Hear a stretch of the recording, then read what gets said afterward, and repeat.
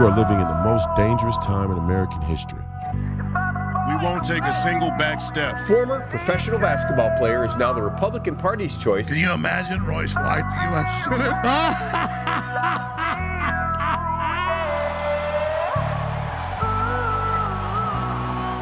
White won the endorsement on May 18th with 67% of the vote. There's nothing that guarantees we win, but I guarantee you if we lose, we will die.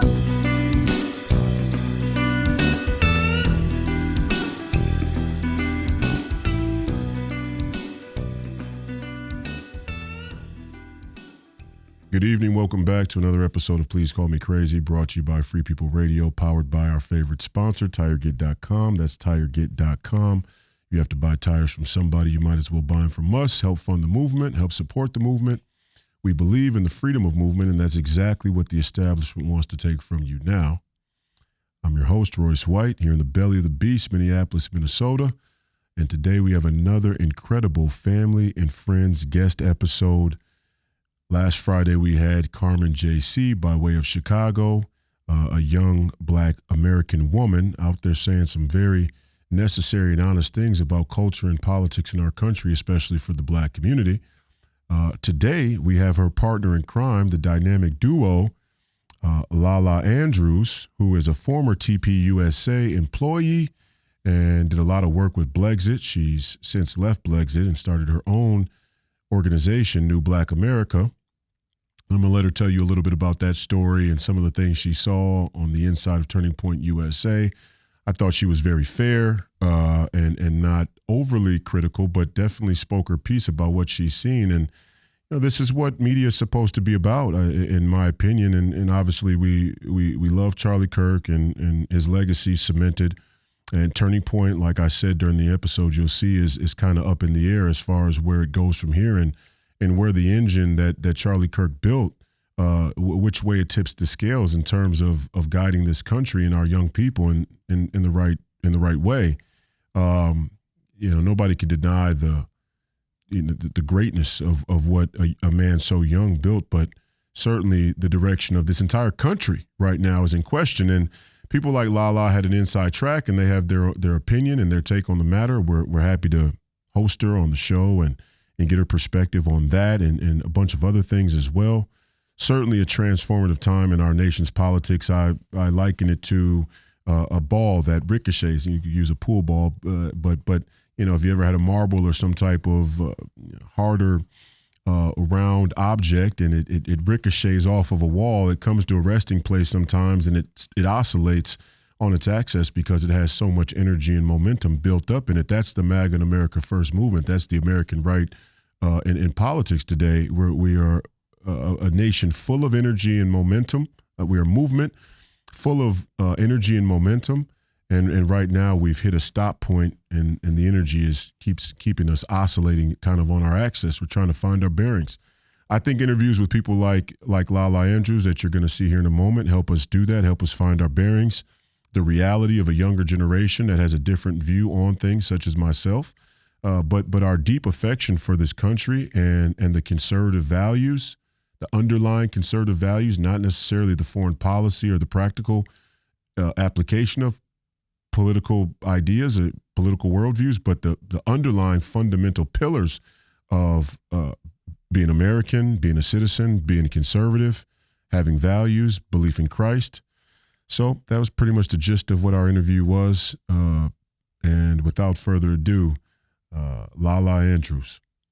Welcome, Lala, to Please Call Me Crazy. This is the Family and Friends edition we do on Fridays, usually on Fridays, but when we get more interviews in the queue, we end up doing them sporadically whenever we get the chance, whenever people drop in and give us the interviews. But this is our Family and Friends edition. Last Family and Friends edition, we had your co-host, partner in a new venture and in a lot of internet content you guys have been putting out that I've been seeing, Carmen J.C. and Lala Andrews today. Thanks for being with us. We appreciate your time. Thank you for having me. Yeah, I want to get into the story of you and Carmen and the work that you guys are doing, the New Black America. First, let's go to the backstory a little bit. I would like to get people's backstory for posterity's sake. Yeah. Born and raised, where'd you grow up, and how'd you grow Yeah. up? Yeah. I was born and raised in Connecticut, New Haven County on the shoreline, Okay. Beautiful country. and northeast, New England girl, definitely. I was living out there during COVID. I had taken a promotion to Arizona for my position. And then when I got there, I was inundated with this woke dogma, this woke ideology in my workplace. I was working for Amazon at the time at their Central Floor Health office here in Tempe, Arizona. And I came onto a small team of about like 12 to 15 people. And it was like all of them were trans Tifa. They had all been working with each other for a long time. They were super woke, and they had brought their politics into the workplace. And it was really the first time that I was ever confronted with this enmeshment between woke ideology and it being forced on you at work. This happened through different ways. Like they had a presentation, you could say, for Pride Month of Bayard Rustin, where they celebrated Gavin Newsom pardoning him 70 years later for having sex with two men in a parked car in Pasadena. And I just thought that that was sexual harassment. So I had wrote my HR telling them, Wait, what's the everything story again? Go ahead. Give me the story again. What happened exactly? Yeah, so I'm from Connecticut, and I had moved to Arizona initially for a job opportunity. I took a promotion with Amazon. Yep. I was gonna work at their central operations office here in Tempe. I was Central Floor Health. People at Amazon would know what that means. We basically worked in monitoring robotics. And when I got to the Central Floor Health out here in Tempe, I was inundated with like woke ideology. Yeah. It was the first time that I really had to deal with like that enmeshment between woke ideology and my place of like how I made my money. Right. My workplace. And it was like my teammates, they were all like trans Tifa. They wore shirts to work to try to intimidate me because they found out I was Christian after like going through my social media, stalking me on social media. They found out that, I was a fan of Matt Walsh at the time. He had done a documentary, What is a Woman? So they found all this out. They started like gang stalking me, bullying me, trying to push me out. And then when Pride Month rolled around, they had a cardboard cutout of Bayard Rustin that they had put in the lobby, like the hallway. And next to the cardboard cutout of Bayard Rustin, there was messaging that was like Gavin Newsom should be celebrated for pardoning Bayard Rustin 2 years or 70 years later after, Bayard Rustin, he was a communist that worked under Martin Luther King. And so they were trying to extrapolate that out to make him some type of civil rights leader, Yeah. but attaching the LGBTQIA plus agenda to the Black civil rights movement by way of Bayard Rustin. And so I saw what they were doing, and it just rubbed me the wrong way. I also didn't understand why I was being inundated with all this like sexual communication about Bayard Rustin having a threesome, and that's why he got arrested, and Gavin Newsom pardoning him 70 years later for that. It was crazy. And so I had wrote HR a like scathing complaint about this, how I felt uncomfortable, how I was being targeted, how I felt like I was being bullied by this like group of trans Tifa that are now my workers. And I'm the one that got fired for transphobia, which is insane. And so I'm out here in Arizona. I just moved out here from Connecticut. I had no family. I had no like resources. I had to like break into my 401k to pay my bills. And so I met my now husband kind of in that vacuum. And I also got introduced to Turning Point. That happened July 2023. And so December 2023, I went to my first AmFest. And I was just blown away by the independent media. I was blown away by Charlie. I had the first time I ever saw Charlie, he was doing a podcast with PBD at AmFest. And after he was done, he had came out and he was like, you should go to the Blexit table.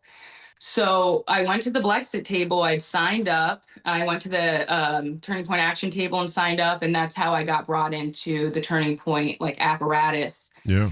So that's kind of my backstory. I then joined Blexit. I was the state director of Arizona for a year before I got hired full time to do some of their social media content creation. And that's how I met Carmen, because I had brought her on to be an influencer for Blexit.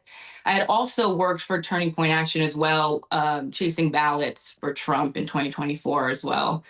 So I was part of the Turning Point apparatus for about 2 years out here in Phoenix. And it really changed my life. And then after Charlie's assassination, me and Carmen decided that we were going to break away and start our own Black conservative movement called New Black America, partly because of, Blexit had dissolved after Charlie passed away and was relaunched into Turning Point Rise, which is a multicultural kind of strayed away from like the Black American focused movement to incorporate more of like a multicultural movement. Yeah. And I think that me and Carmen just weren't aligned with that. And so, she was be working more Black focused, huh?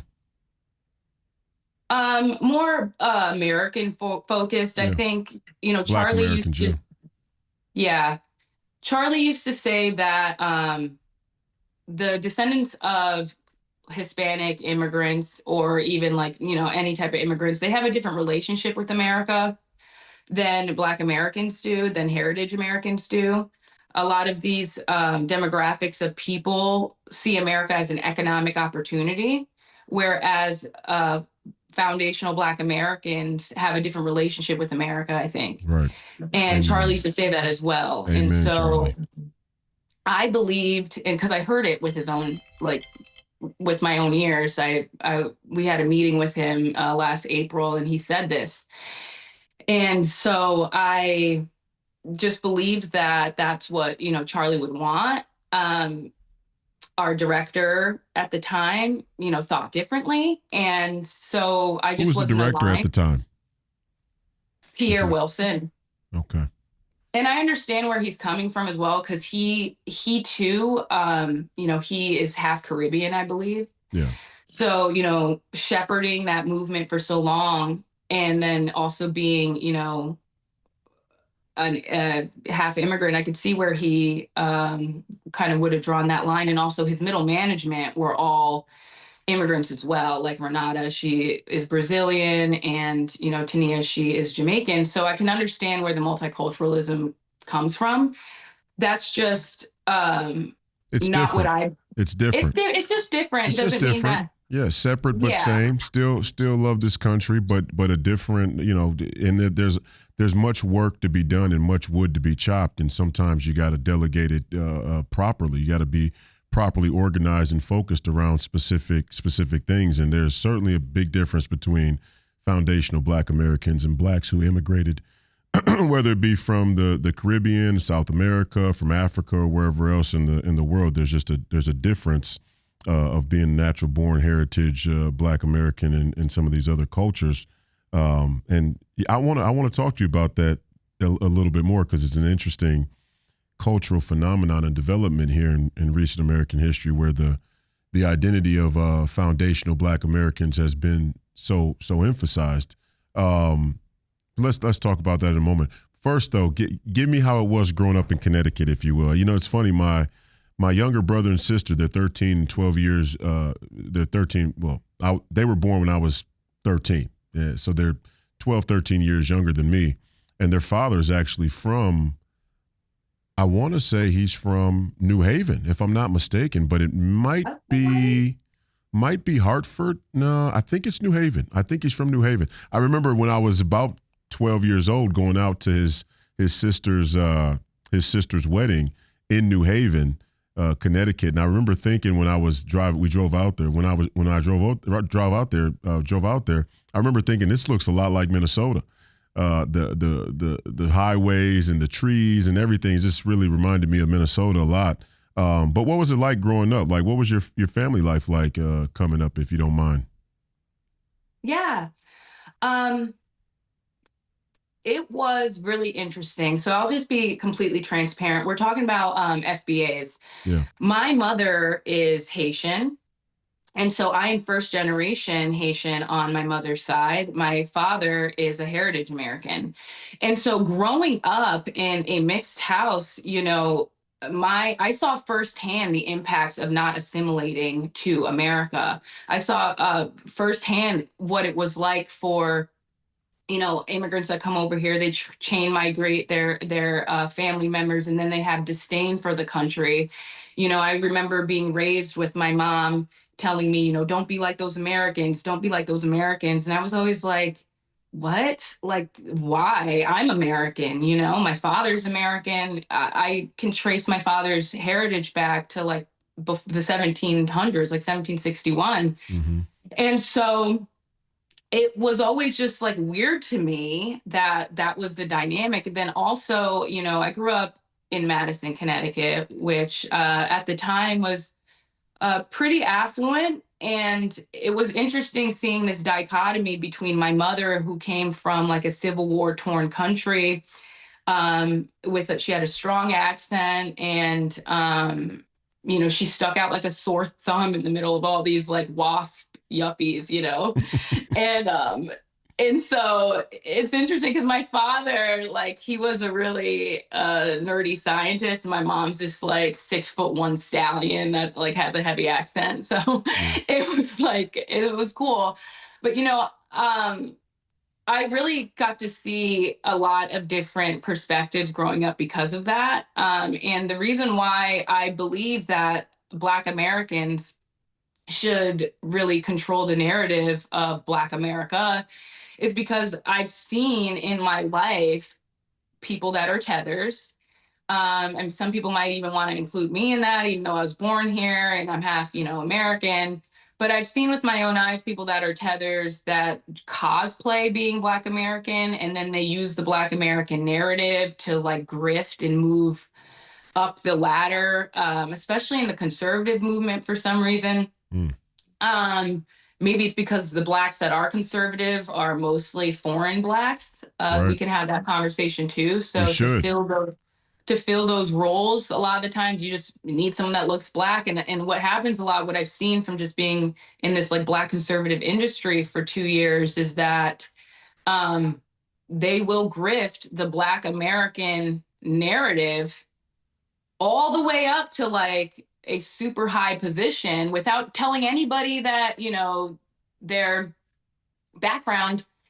And we're seeing that right now, even in Florida, like Byron Donalds. Like, I don't have anything, against Byron, but he's also a Caribbean. I think he's Jamaican or something like that. But it never gets brought up that he's a Caribbean.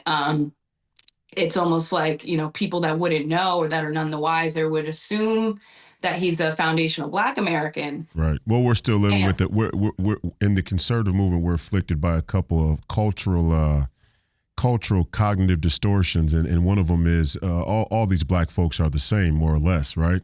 And we Right. ran into one of the first moments where President Trump actually helped this conversation to an extent, because Kamala Harris was his opponent, and he was kind of the first one to openly say, wait a minute, I don't even know if you're really Black. I mean, let's really ask the question, which was considered by a lot of minorities, be it foundational Black Americans or Caribbean and non-foundational Black Americans, considered to be offensive. It's like, well, how dare this white man question this woman's Blackness? And it's a very interesting look. I'll say this, and I want you to keep telling me what you think, but I'll just say this.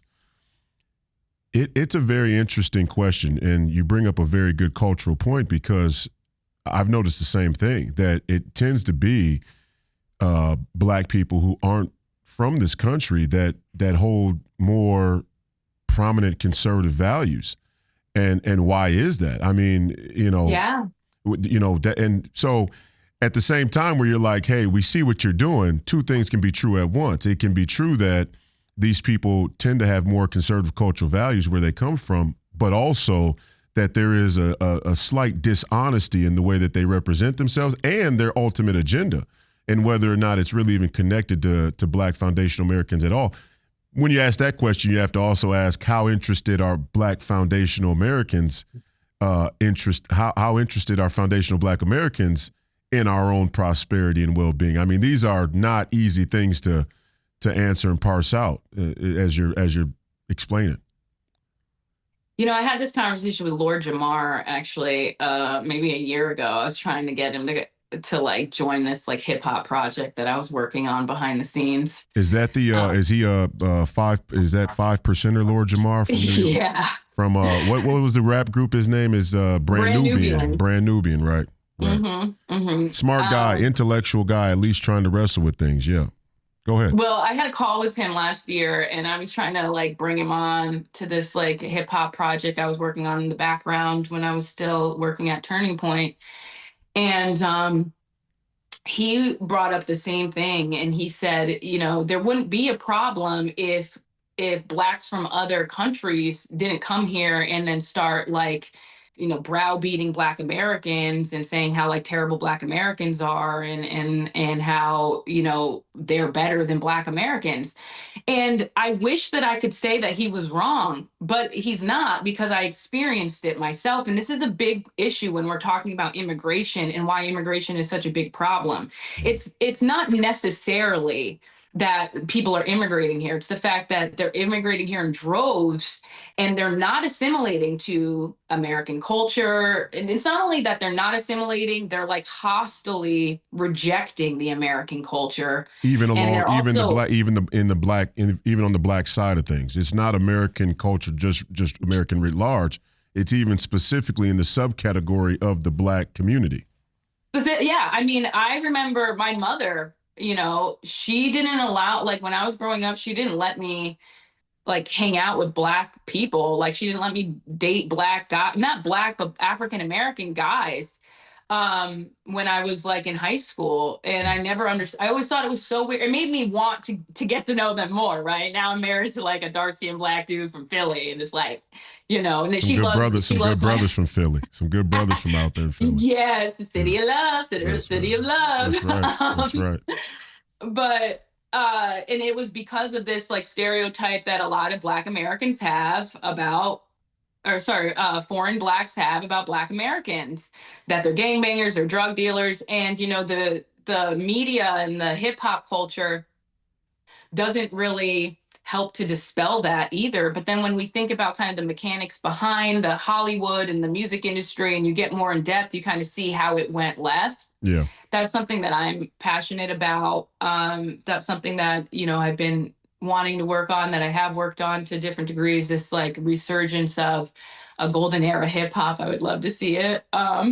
Because I think the hip hop that we have right now, if you could even call it that. You're talking golden era. You're talking Lauryn Hill, LL Cool J, Tribe Called Quest. You're talking more the boom bap 1990s. Even if you want to throw in there, I actually, me personally, on a pound for pound basis, I think the early 2000s is the golden era, just in terms of competitively. I grew up in the 90s. I was born in 91, but if you just talk about pound for pound, you had to be an absolute juggernaut in the rap game to break the top 10, because you had Eminem. You had, my first name I mentioned is a white guy, but he's a damn good rapper, by the way. There's some good white rappers. Like Eminem, you had Ludacris, you had Nelly, who went 2 times diamond, you had Lil Wayne, who came on at the end of the 2000s, you had Jay-Z, you had Nas, there were just so many.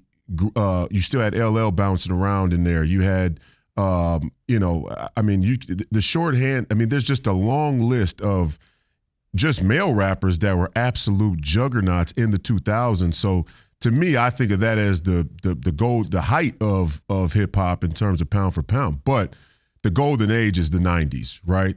Just in terms of the feel and just the music that was created. Like, to me, Lauryn Hill's probably well, I forgot Kanye West in the 2000s, but to me, Lauryn Hill's probably one of the greatest all-time artists, period. Top 10 all-time album from start to finish, and might be a top 10 rapper too. I mean, Lauryn Hill was. I would call Lauryn Hill like an MC. You know, True. like you can see my Fugees poster in the background. I saw it. Big Fugees fan, big fan of Poor Righteous Teachers. You know, New Jersey hip hop. Yep. It's more so like, even if we don't bring the boom back and the break beat back, like it's just more so like the lyricism. I feel like there was more substance. It was speaking more to the story of not only just the Black man, but the Black community. And also, this is like American history when you really listen to it. And I'm not necessarily talking about like all the gangster rap stuff. Like, I love Mobb Deep, but like they have some stuff that's like, you know, makes you be like, oh man, you know? Yeah, no, there's a lot of gang. Mobb Deep was pretty gangster, but. Yeah, but you know what's funny? I don't even know if I could say this. I don't know if I could say it. So this is the Please Call Me Crazy. This is the Please Call Me Crazy show. Say all the crazy stuff. If Havoc sees this, no, I'm not going to say it. But I used to also on that same through line. I'll say this. There are a lot of artists, and not to name drop, but there's a lot of artists and there's a lot of people in the industry that are conservative, that have grown out of that that gangster rap era, and that are conservative now in their older age, because these guys are like in their late 40s. These guys are like 50 now, right? And they have more conservative, more Republican type views, but they feel like they can't say it out loud because they would get completely crushed by the industry. By their friends. They might lose opportunities, they might lose booking and stuff like that. So you'll find that, like, and I'm sure that you probably find this too. Yep. I watched your interview with Stephen A, and I really liked what you said there as well. But like, even Stephen A, like, he just recently came out and was like, you know, there's some views on the right that I think are based. And he's getting backlash now from his industry. And it's the same that goes for a lot of these guys that, you know, used to be like hip hop MCs, or like a lot of people that are in like Hollywood or the entertainment industry. So they're ready to break away. They're ready to break away. Yeah, I think, you know, again, I'm like the guy who is always trying to just impress upon people how two things can be true at once, because there's so much of that across our society, especially when you talk about politics and culture. In fact, politics is like the arena of double crosses and triple crosses, so you have to be conscious of the two things can be true at once. And you know, even when it comes to gangster culture, me and my co-host on the morning show, we talk about this often, that the highest form of military-industrial complex is as mafia as it gets. I mean, there's nothing more gangster or mafia than having an entire nation to extract tax money, really extort tax money from your people unconstitutionally, and then go to a neighboring country and kind of run roughshod because you don't have a comparable navy. It's like, I mean, that's saying I got 100 soldiers and you only have 10. You know, you're over in the Bronx and I'm in Brooklyn and we're coming to take your rackets because we have more manpower. Same thing all the way up and down the line. Same thing down to the Bloods and Crips, or the Gangster Disciples and Vice Lords, or whatever, the Zoe Pound down in Miami. There's always crime, there's always gang, there's always you know, the projection of power and power games amongst groups of people. I think what early rap was wrestling with, and you tell me what you think, because Ice Cube's a good friend of mine. I played in the Big Three. You know, yes, they lived in Compton, and yes, when they said F the police, they meant it. I mean, they weren't kind of saying it metaphorically or artistically. They really meant, when we see the police, we don't like the police. We don't trust the police. If need be, we'll fight the police, or we'll survive if that's the situation. But they were also trying to orate what they were living through. And I think now we've hit a transition where the new younger rappers, like you're talking about, they've actually created a problem of their own doing, and they're living out the theater of the drill music. And Carmen and I talked about this from Chicago. There's a lot of that influence in the Twin Cities. These younger guys who are listening to younger rap, there's some truth to be said that there was still racial animus in the early 90s and late 80s that was left over from the 60s and 70s. Some of it was manufactured by a fake civil rights grift, but some of it was genuine. I mean, anybody, even today, there's still a genuine racial animus, that we have to acknowledge is real. Is it what the the lamestream media says it is? No, but it's there. There's an undertone. In the 90s, they were much closer to actually orating the real, versus now it's just like, we're on drugs, we're going to shoot each other because it's Thursday, and that's what's cool. It's much different than when I was growing up in the 90s, and you grew up in the 90s as well. I regard Ice Cube and the NWA movement as a more genuine, hey, there is a problem with the system. We have a problem. We may not be able to articulate all the fine points, but there is a problem, and we feel we're fighting against it as a community. That's not what's going on today. The young kids who are 15, they're in a whole different mindset for sure. I'd be interested to pick Ice Cube's brain about, why he left and what the dynamics were. I remember a interview that he gave with Bill Maher on Club Random, and he was, kind of dancing around the topic. He didn't want to say too much. He didn't want to implicate too many people, but he said enough so that we got the gist. And he basically said that there are people on these boards at these labels that put guardrails on what music can and cannot be distributed. So you can have an artist who might be marketed as like some gangster rap artist, but in reality, like he's not really that. And Havoc was even telling me this too.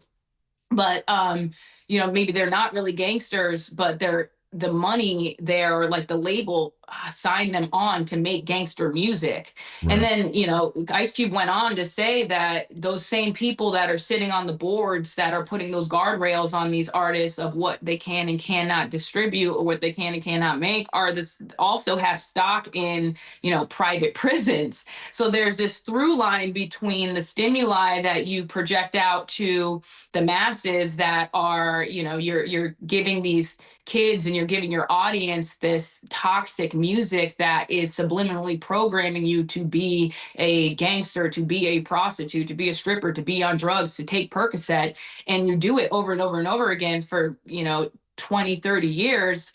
And then people are surprised that we have the population that we have now in a lot of the inner cities of the communities that are digesting this stuff. And, is it, does life imitate art, or does art imitate life? Imitate life, yeah. That's the question. Profound question. Well, you can just say it, Jews. There are very influential Jews in the media, in the sports and entertainment industry. I didn't say it. Yeah, I said it for you. They're very, and it's funny because Ice Cube's a great example of very fine line where his very longtime partner and another very close friend of mine, Jeff Quatnitz, has had to defend Ice Cube a number of times when they try and say that he was anti-Semitic for making that very point. And it's a very important cultural point. And certainly as conservatives, we have to be able to say, hey, if we're going to say, look, there's these problems in the black community, whether it's crime, problems with the nuclear family, whatever you want to point to, and there are many, and we can rightfully and should discuss them. You can't say, oh, well, the Jewish community oversaw this entire industry, and here's the result of it, and it was completely destructive to another community of people, but you can't say that they're Jewish. It's like, hey, come on, guys, wait a minute, what kind of racket is that? No, you cannot. You can't say it at all. And Charlie found that out all too recently, right? I'm not talking about in the assassination. I just mean in his life, towards the end of his life, he became critical of some of these things and started to ask questions about our relationship with Israel and the Jewish lobby. And he had some of those lobbyists that were supporting Turning Point as well. And he faced a lot of backlash that we now know. What are your thoughts on that? On that whole part of the ring being cut off, especially as a foundational Black American? You want me to comment on the music industry or on Charlie? Well, they're kind of one and the same thing in that regard. I mean, there are there is a Jewish lobby and there is a lot of Jewish influence in certain industries. Obviously, the music and entertainment business is one, but certainly there's a lot in political lobbyism and political donors and organizations such as Turning Point too. And they do seem to have a similar default reaction to people who may criticize the overarching ethic in the coming from their influence, like Ice Cube saying, "Hey, why are you guys making money off of us shooting each other, and then you're making money on the back end in these private prisons?" Or Charlie Kirk going, "Wait a minute, maybe Israel isn't our number one priority." There is a through line there, I think. I mean, it's certainly the case that you see, and this has become a prominent issue, and me and Carmen touched on it a little bit during our interview as well. But I mean, how could we talk about the music business without saying that there's a lot of Jewish influence? And like I said, Jeff Quadnitz is a good friend of mine. I like him a lot. He's Ice Cube's partner in the Big Three, one of the co-owners and co-founders, and he graduated from Harvard. He's a very good friend of mine, and he and I have had personal conversations where he's like, "Man, I've had to defend Ice Cube a number of times against these anti-Semitic claims, and I think it's bullshit." So there are Jews out there who aren't going to play along, just like there are black people who aren't going to play along with the cultural black narrative by the powers that be. But you were a part of Turning Point, and you're still out there, pushing the football up the field. This has become a very significant cultural issue. From your perspective, how does it come down? How do you feel about that part of the conversation currently? There's multiple prongs here. So I mentioned that I left. I actually quit. I wasn't one of the people that got fired or laid off or whatever. I actually quit right before AmFest, partly because of the misalignment. I just didn't think that multiculturalism was true to the original mission of Blexit, which was to combat Marxism in Black America, because, I really believe that the Trotskyites, the communists, they've infiltrated America. You've spoke about the Trotskyites on Stephen A. And I really respected you for actually bringing that up, because a lot of people don't know that the neocons are Trotskyites. And what really kind of made me the most uncomfortable was that I saw that there was a realignment at Turning Point, in my opinion, around Bush era neoconservative foreign policy. I started seeing people that I thought were aligned. I joined Turning Point not only because of the trans Tifa stuff that I was going through, but also because I was no new wars. That was something that I was really strict on, being a 90s baby, growing up in the early 2000s, living in Connecticut, so close to the Twin Towers, having so many friends that got deployed to Iraq, came back, they're never the same, have PTSD. Some have lost their lives forever because of their experience in Iraq. And so I was very adamant about no new wars. When they hired me at Turning Point Action and I took an interview with Lacey, she had asked me, and Lacey's the director of Chase the Vote. And she asked me when she interviewed me last year, she said, "Why do you want to chase ballots for Trump?" And I said, "I raised two boys that are now draft age. They're not my sons, but I raised my two cousins. And now they're draft age. And I was really concerned with Biden and Nord Stream pipeline and the Ukraine war, that there was going to be a draft that would send my boys overseas to some foreign country to die." And so that was part of the reason that I knocked doors for Trump in 120-degree weather in Phoenix last summer, because I believed that he wasn't going to bring us to war, that he was the candidate of peace. That's what they said. They said that if you vote for Kamala, she's going to draft your son, she's going to bring you to war, you're going to get war with Iran, and then here we are now. And, it really was blindsided for a lot of people after the 12-day war last year. SAS was very shortly after, around the corner. Trump had looked his base in the eye and said, "What Epstein files?" And I was at SAS with Carmen, and we sat there, and I was working, but I was also allowed to go watch Tucker speak. And so I went and I saw Tucker speak, and I've never seen anything like it. The crowd roared for Tucker.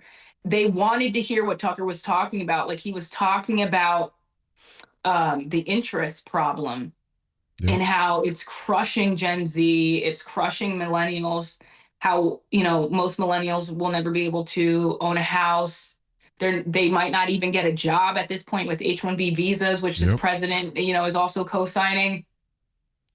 And as far as the question about Israel's influence, I mean, anybody that went to SAS knows that the second you walked into the exhibition hall, there was two double-decker like tables that were covered in Israeli flags. There was Israeli flags, like they were handing Israeli flags out, not American flags. There was an LED screen behind this with a waving Israeli flag.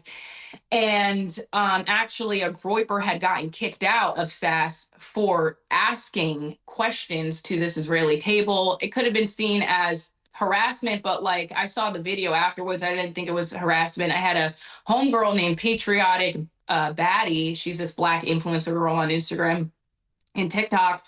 And she actually just got kicked out just for watching this Groyper question this table. Like, she was just a bystander and she got kicked out just for watching.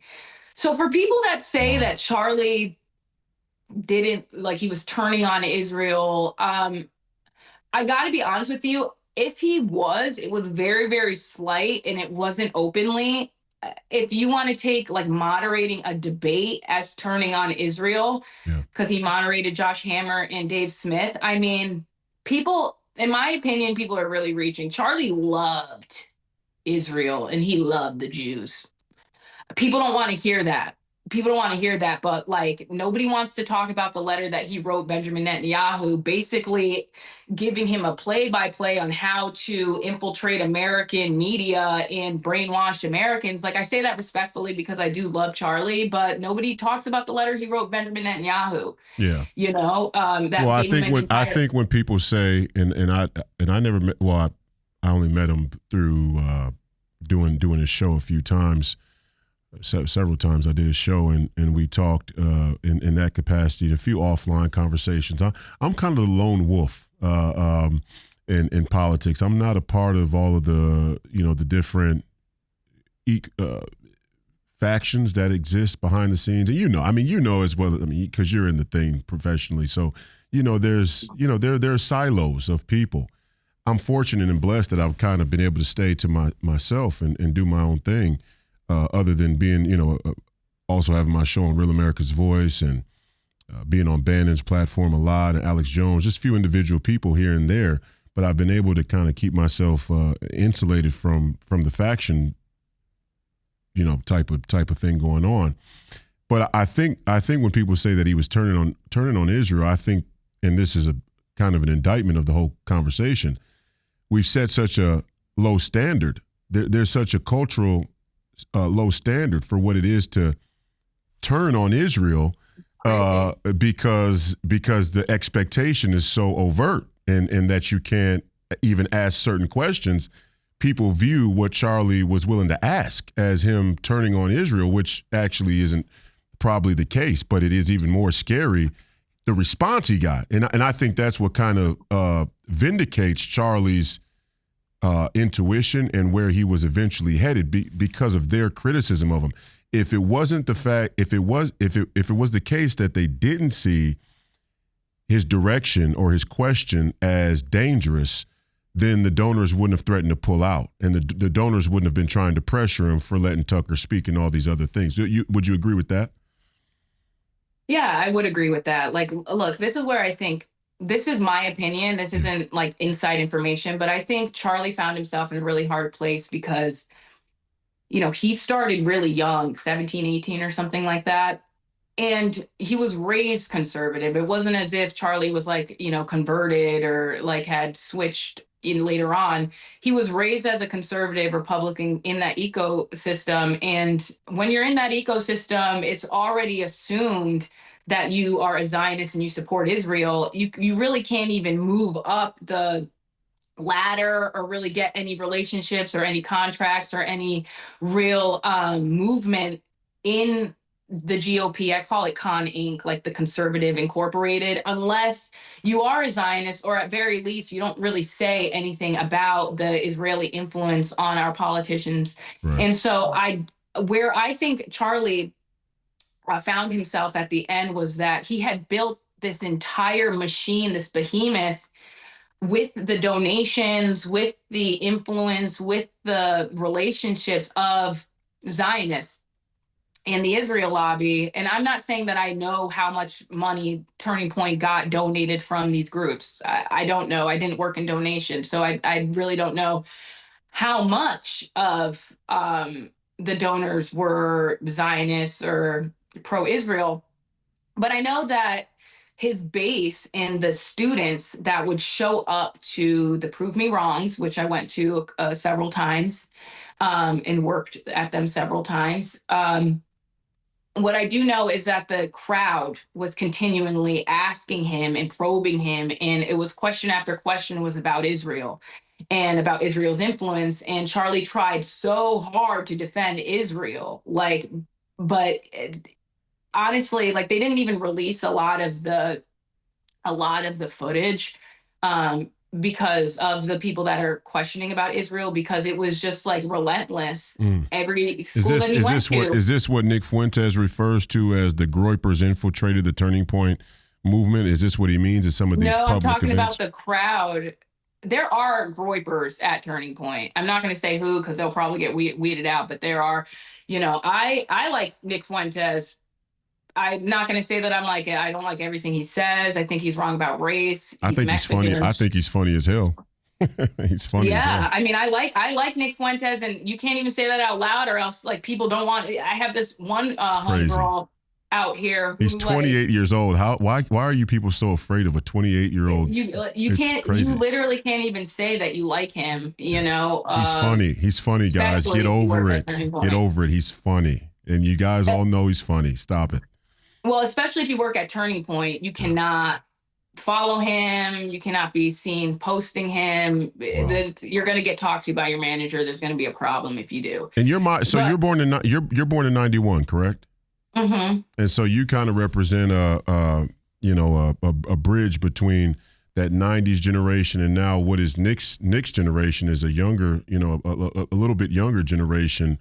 And I am too. I mean, I'm 35. So it's interesting. Like, I remember I'll tell you a quick story. The first time when I decided to run for Congress against Ilhan Omar in 2022 here in Minneapolis, I had the Washington Post call me in the middle of the morning. It's just like 11 a.m. It's like, yeah, hi, I'm a reporter from the Washington Post, and I got a couple of questions for you. You say that you like Marjorie Taylor Greene. Are you aware that she spoke at the Nick Fuentes rally, and what do you think about Nick Fuentes being a white supremacist? And I go, who is Nick Fuentes? I don't even know who he is. And they were like, you don't know who he is? And I go, no, is he like Spanish or something? Is he Mexican or what's his deal? And she was like, well, yes. He uses he's a white supremacist. He uses the N-word a lot. And I go, hey, I don't know nothing about the guy really, but I like Marjorie and I continue to like Marjorie. I think she's got a lot of courage and backbone. I know her and the president are crossed, but that happens with a lot of people over the last 10 years here. So, whatever, take it with a grain of salt. But the Nick Fuentes lore is like out of control. These people are so, and it's like, what is he? He's powerful and very influential, and his message. Yeah. His message is specifically addresses the power structure that are in control. Like, they are our oligarchy, not only our oligarchy, but the world oligarchy. And people are now becoming hip to it, but they tried to ban him for so long and suppressed his voice because they didn't want this to become mainstream. They didn't want his message. If you will, what was the conversation? See, because this is what I wonder. Again, and I'm a lone wolf. I'm out there on my own, so I wouldn't be privy to these type of insider conversations. What what was the thinking strategically in a place like Turning Point with trying to suppress a Fuentes' voice by firing people who may become favorable to some of the things that he has to say? Was that like a strategy that they thought would work? Because it hasn't worked. Obviously, it's backfired. And I think they're actually going to try and triple down. They are going to triple down. I think the establishment. They're triple downing right now. They're triple down. Yeah, it's like, what don't you people get? The guy is saying something. Two things can be true. Some of the things that he says can be not properly ordered or properly Christian or properly this or properly that. You could disagree. Maybe, and in very rare cases, I think, to be honest, on a factual basis, I think he does a great job of bringing the facts, bringing the receipts, or at least asking questions that are in the realm of, hey, this is a reasonable question to ask. You can try and suppress them, but look at the results. At what point do you say, okay, guys, the jig is up. This isn't going to work if we keep doing it. And I think Charlie was trying to explain that. When I go back and I read the letter to Netanyahu, and I'd be interested to hear what you think, but I get the sense, and I feel a similar way sometimes because I know Jewish people, like I said, Jeff Kwatnitz, and my co-host here is a Ukrainian Jew himself, and I know a ton of Jewish people who don't agree with the Zionist philosophy. They don't agree with Israel's politics. They don't like Bibi Netanyahu. They don't want to be involved in these wars. And they are also marginalized in that when you see a mainstream media representation of Jewish political thought, or you see Jews depicted in movies or cinema, you never see black Jews and Sephardic Jews. You never really see radically Orthodox Jews or hear them talk. And you never hear the Jewish Americans, some of which are liberal, and that explains why, where they fall. But there are some conservative America First Jews that are like, nah, I'm not really for the Zionist thing. So I find myself even sometimes trying to say, you know what, let's tamper down. It's not all the Jews, but we need to talk about it. I think that's what Charlie was trying to explain to Israel, on a broader scale, is like, hey guys, this shit ain't gonna work. This shit you're doing is only gonna make it worse. What was the conversation and Turning Point like? Hey, we're just, Nick Fuentes is persona non grata, and that's it. Well, so I came into Turning Point with this already established. So this far precedes me. Okay. I remember the first time that I saw Nick Fuentes, well, the only time I saw Nick Fuentes, he didn't see me though, but I saw him, was at the People's Convention. And he'll know this. He shows up to Detroit outside the People's Convention in 2024. This happens to be the last time that Candace Owens spoke at Turning Point event.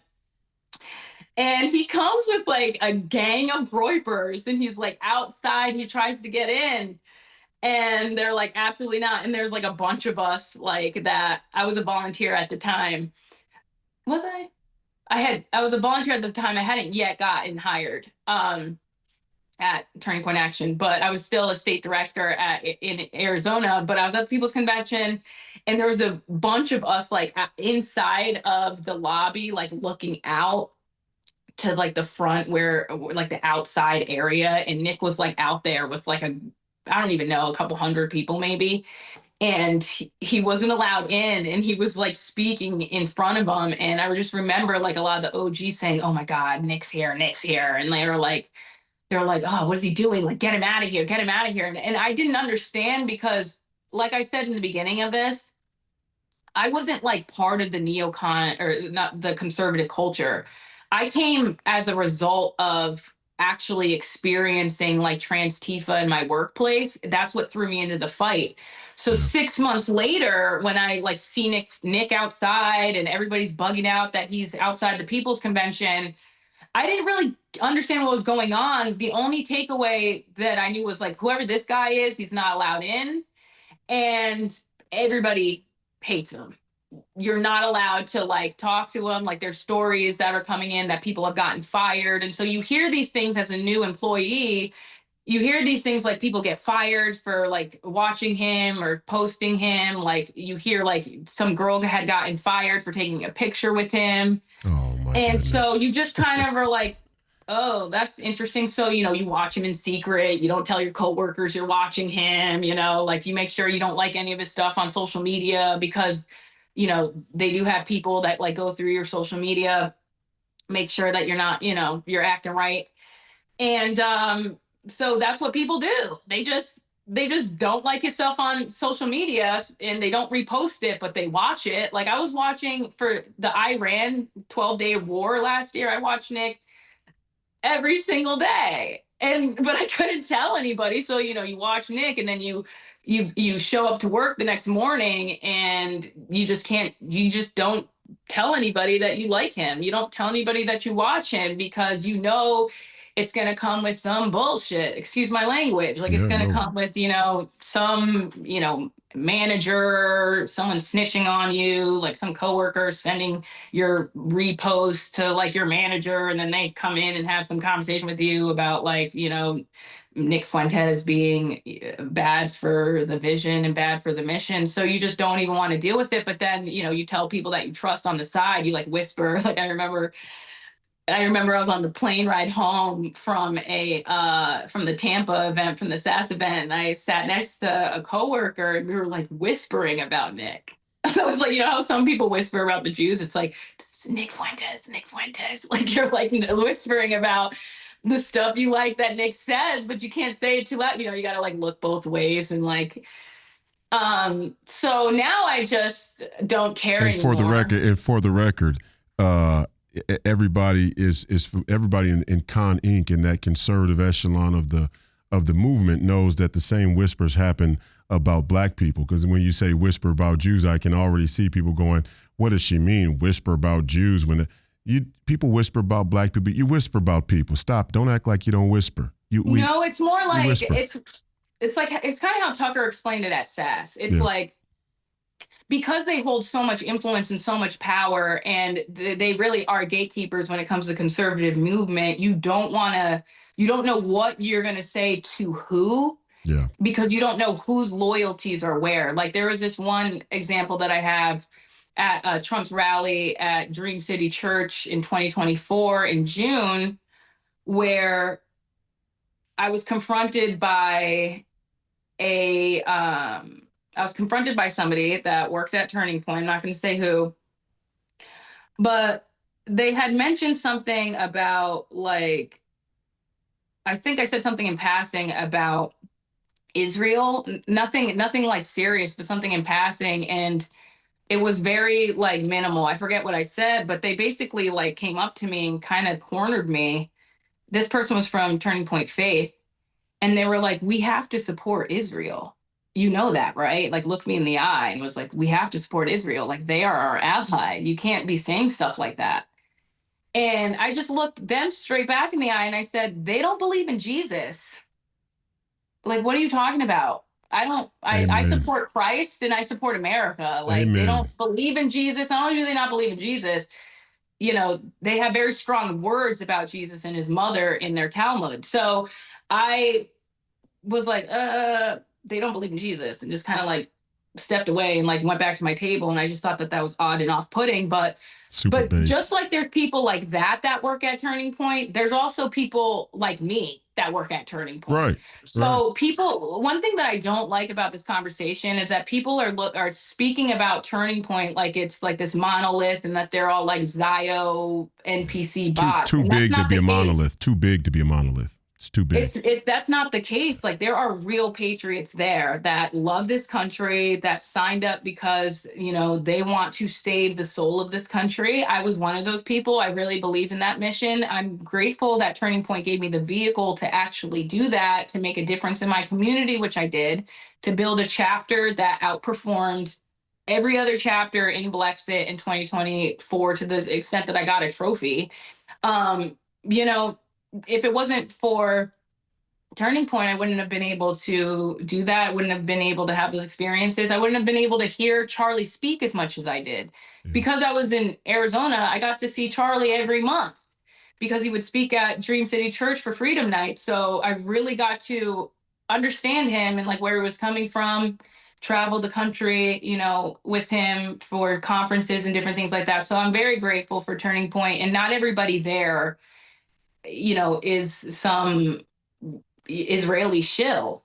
And I think that's the misconception that a lot of people have. Like if if it wasn't for me staying true to like my gut feeling of not aligning with neocon foreign policy, I might still be there. You know what I mean? That and, Brexit dissolved. So that was kind of like, I'm not doing this multicultural Amongst the thing. what's the through line between the shift to neoconservative policy and the dissolving of Brexit and this multiculturalism that would become what Brexit used to be, whatever that multicultural program is?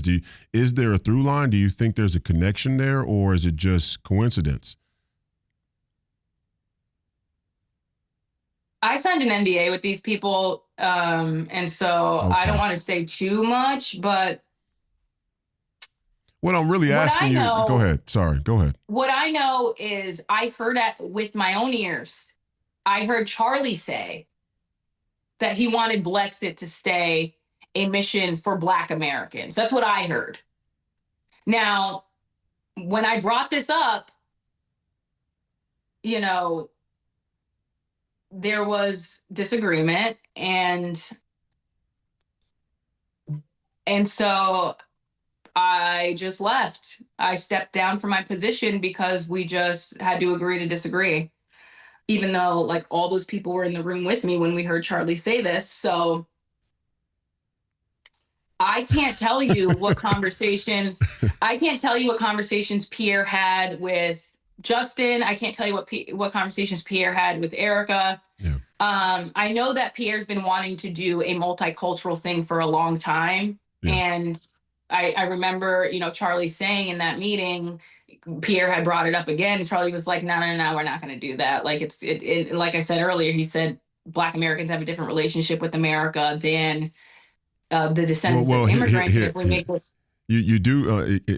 I'm sorry to cut you off. In real time, you do kind of see there is a through line between the neoconservative, let's call it Fox Inc. or Con Inc., and their favorability for pro-amnesty, for amnesty, and free trade and H-1B visas, and this idea that we have to assimilate a multicultural majority in the near future, a multicultural majority that we're going to allow into this country and justify to stay here because we don't have the balls to deport them, or we see them as another political vehicle. yeah.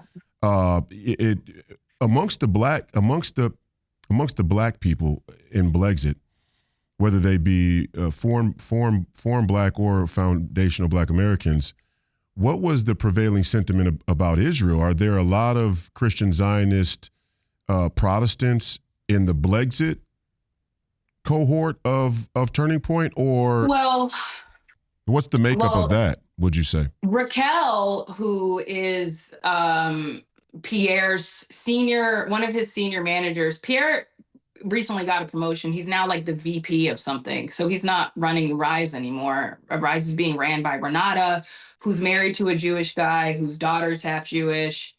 Raquel is Jewish, who has been Pierre's senior manager for 7 years. So, I mean, that's no shade to them, but that's just the truth, So I don't know if they have like strong loyalties to Israel just as a result of their ethnic makeup and their marriage. But they're the ones running Rise now. They're the ones that turned it into, the ones that turned it into the multicultural student council, basically. So I wasn't in that meeting. All I know is I went on my honeymoon and I came back, and there was plans to change Brexit to Turning Point Rise. And I just disagreed with that because I felt like it was the Black American narrative that got Brexit to where it's at now, that got the notoriety to Brexit where it's at now. It was the relationship Candace had with Charlie that got Brexit into Turning Point. It was Candace that gave Pierre the opportunity to run Brexit after Pierre started a Brexit chapter in North Carolina without Candace's permission.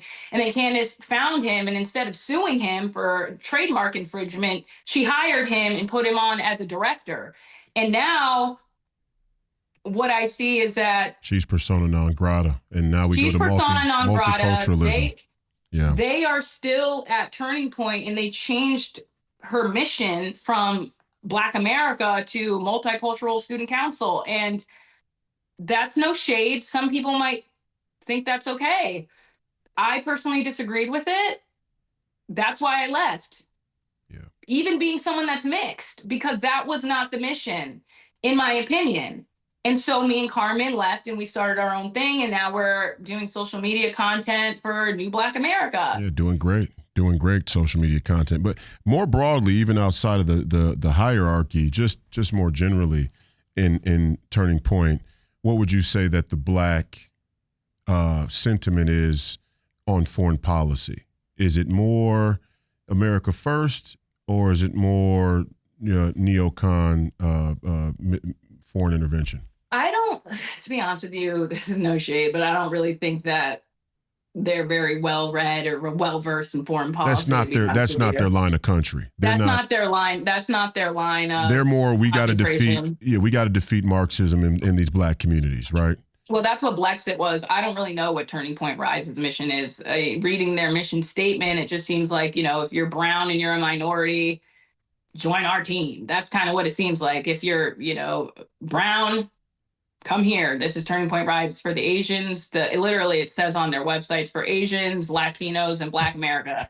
I'm so sick of y'all putting us all under the same umbrella and in the same bag. I'm so sick of y'all doing that. We don't have the same story. It's not the same relationship. The children of Latinos is not going to have the same relationship with America as a foundational Black American. Stop trying to put us all in the same bag and under the same umbrella. It's like, oh, well, y'all are brown, so y'all here's a coalition. All the brown folk go over here. It's ridiculous. When you hear the word coalition, you got some problems already. Coalition is like the dog whistle for we're going to capitulate the ethics and the morals and any real logical consideration for the perceived benefit of electoral outcomes, and when they don't come, we'll just move the football. We'll move the goalpost, and that's what they do. I mean, I'm watching it. And by the way, I've been listening to this whole story, and the reason why I keep, pulling at the thread is because I've never been invited to any of these events.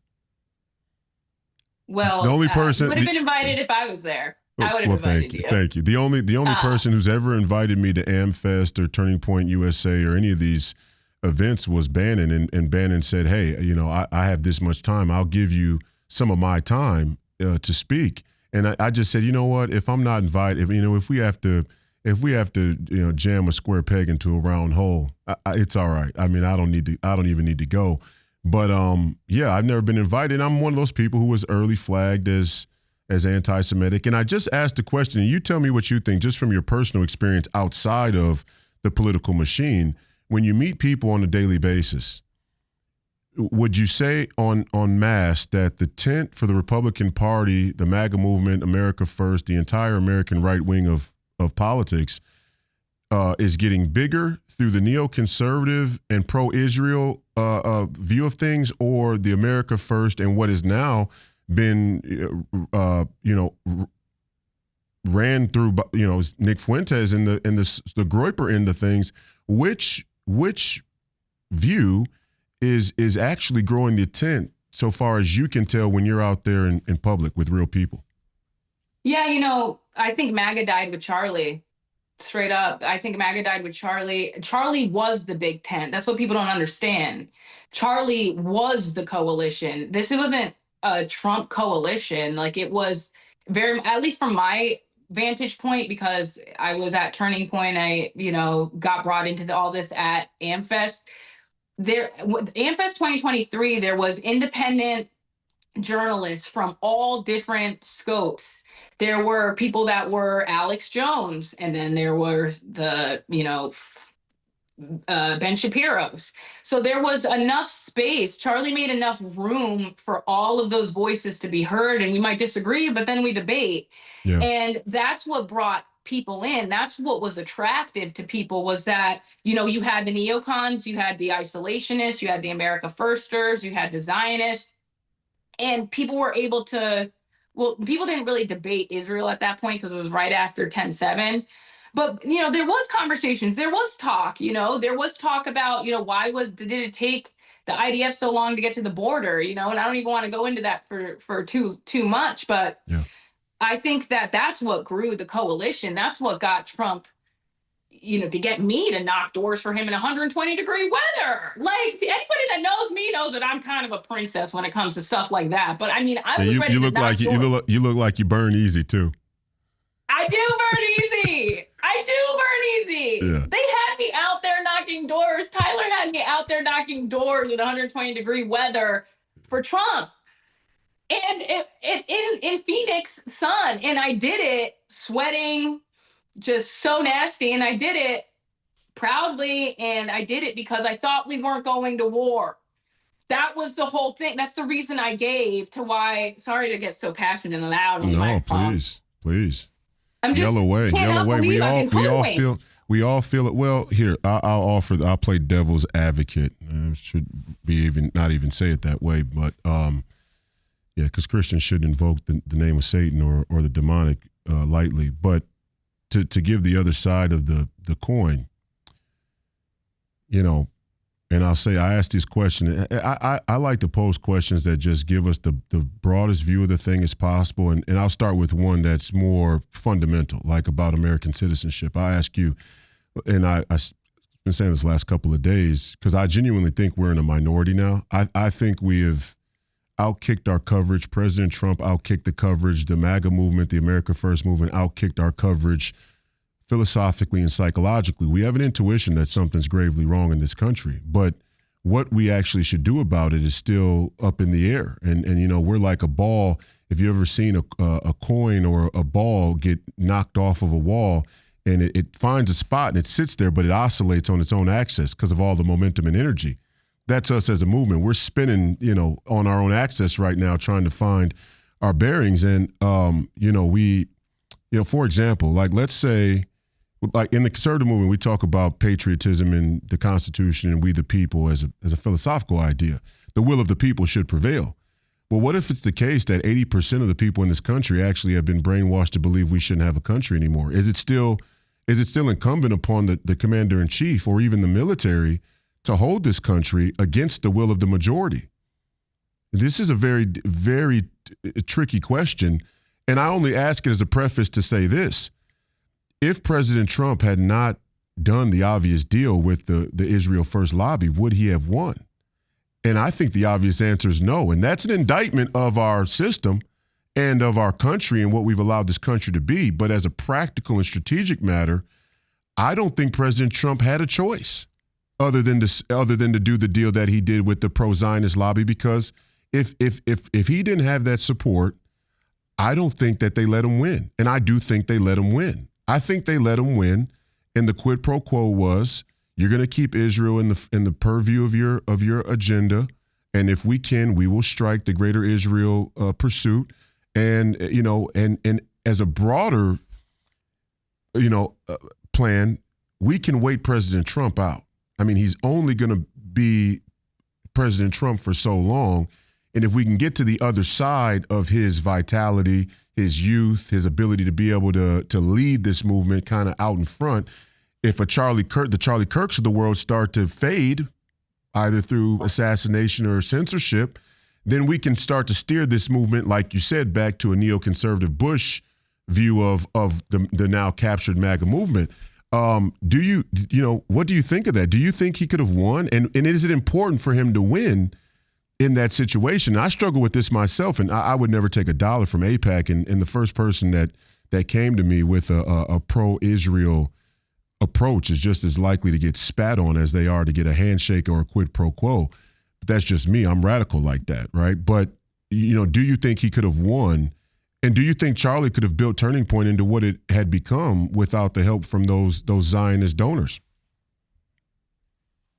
I think there's 3 things here. Okay. Let me address them. Yeah. 1, Charlie understood that if the majority turned into like these Marxian leftists, they would, like you said, not believe that we deserved a country, because you hear them, they say, oh, well, we're on stolen land. Like, they don't even know what they're talking about, right?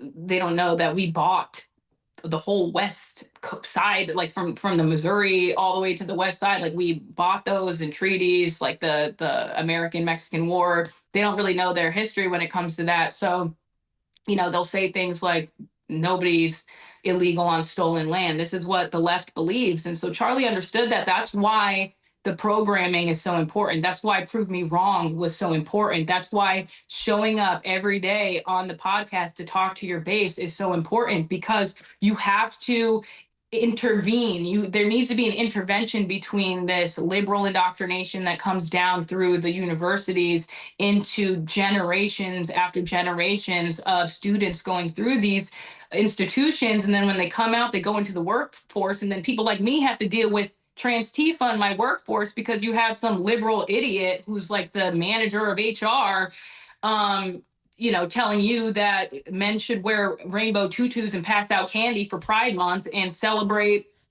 Bayard Rustin for blowing 3 guys in a parked car. Like, it's ridiculous.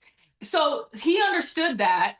And he understood that this is why we need to do programming. This is why Prove Me Wrong is important. This is why we need to go talk to the students. So I think there's that part where he understood that we had to change the mind of people because of your point exactly. Eventually, they would become like the enemy of the Constitution, like we're seeing now. And then I think the other thing you asked is, would Trump have won? I was able to see the data after the election, and Trump did really good after the 2024 election. He won districts that nobody thought that he would, districts that were formerly blue. Even if he lost them, they came more right than they were historically. I think he would have won. I think people were so fed up with like the Biden woke indoctrination, the censorship, like the dystopian Orwellian state of the country during Biden. Like, people forget how sick it was. We had like full-on trannies or trans drag queens like reading books to kids. We crazy. had, and I don't know how much of that was like orchestrated as like a media thing to like manipulate people. I really don't believe anything. I'm kind of more black-pilled now, more and more, especially after the SPLC indictment just came out. It's like all of the Unite the Right and all of this was what like the hell is even financed that? by. Yeah. I mean, that was crazy, and it makes you think like how many more of these movements were actually orchestrated in the background by these like radical communists, radical Zionists, who maybe they're the same thing.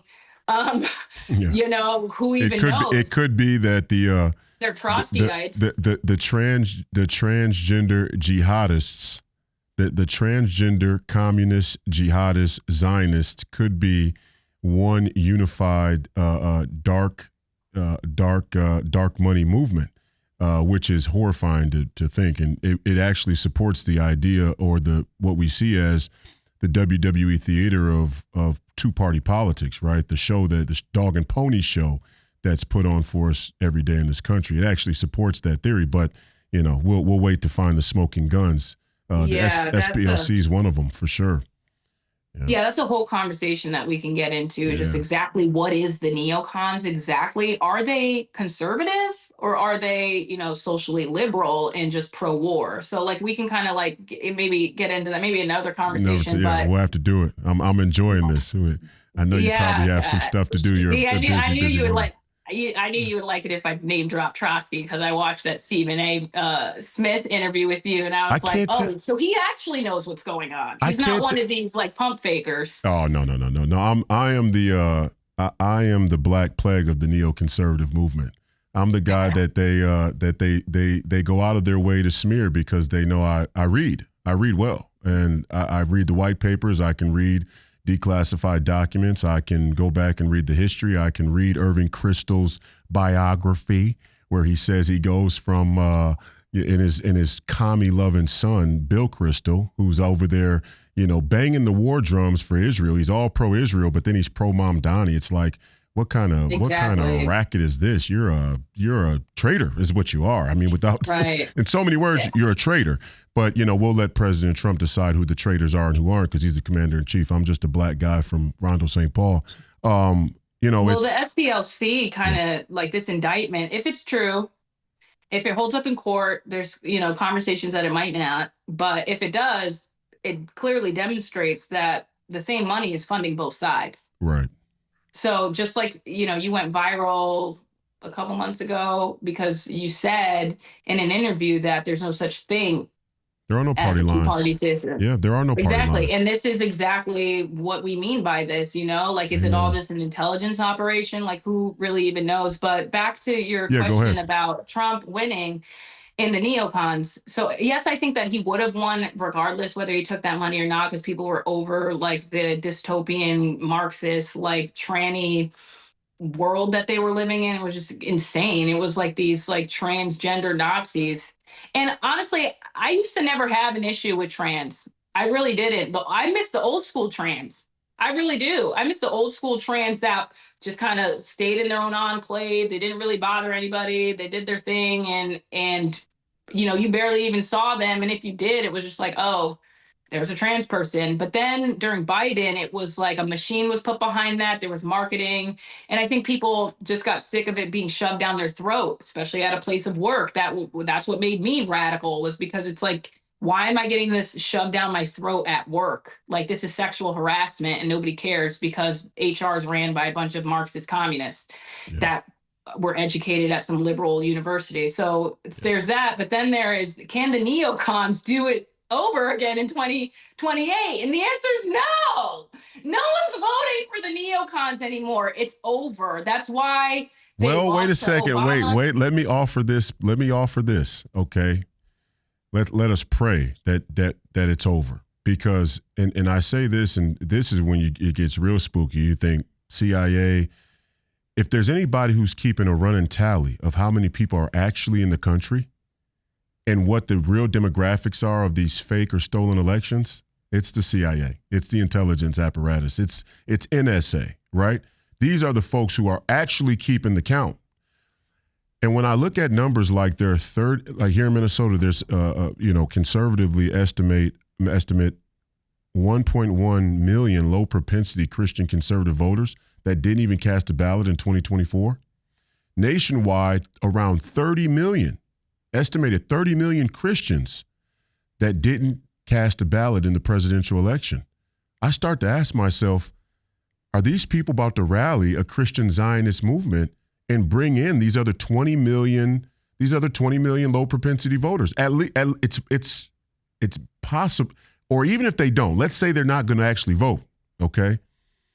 Are they going to justify the elections based on that dormant number?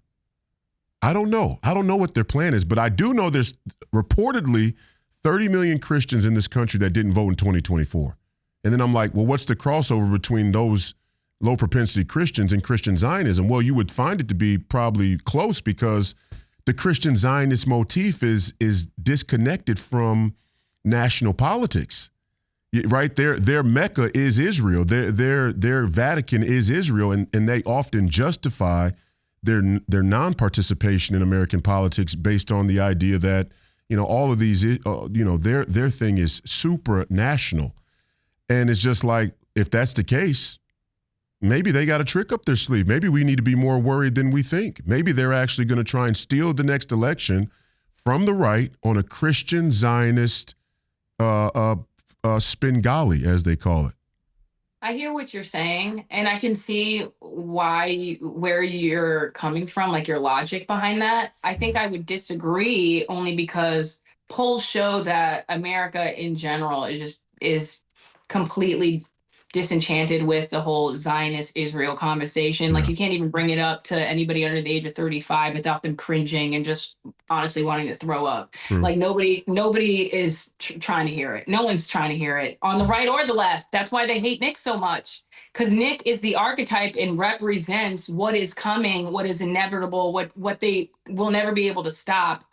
Honestly, unless they draft them, that's going to radicalize them even more. Yeah. That doesn't and turn help them into real. I mean, you really want to see some scary, like, circa 1930s Germany show up, draft these Gen Z kids to war and have them come back, if they come back. Oh, they're not even going to go. They're not even going to accept being drafted. They're not going to go. No, they're not going to go. No, especially if it's on behalf of Israel. They got a better chance drafting people to go fight for the territorial integrity of a Europe or Germany on the basis of Islamification. I'm just speaking factually.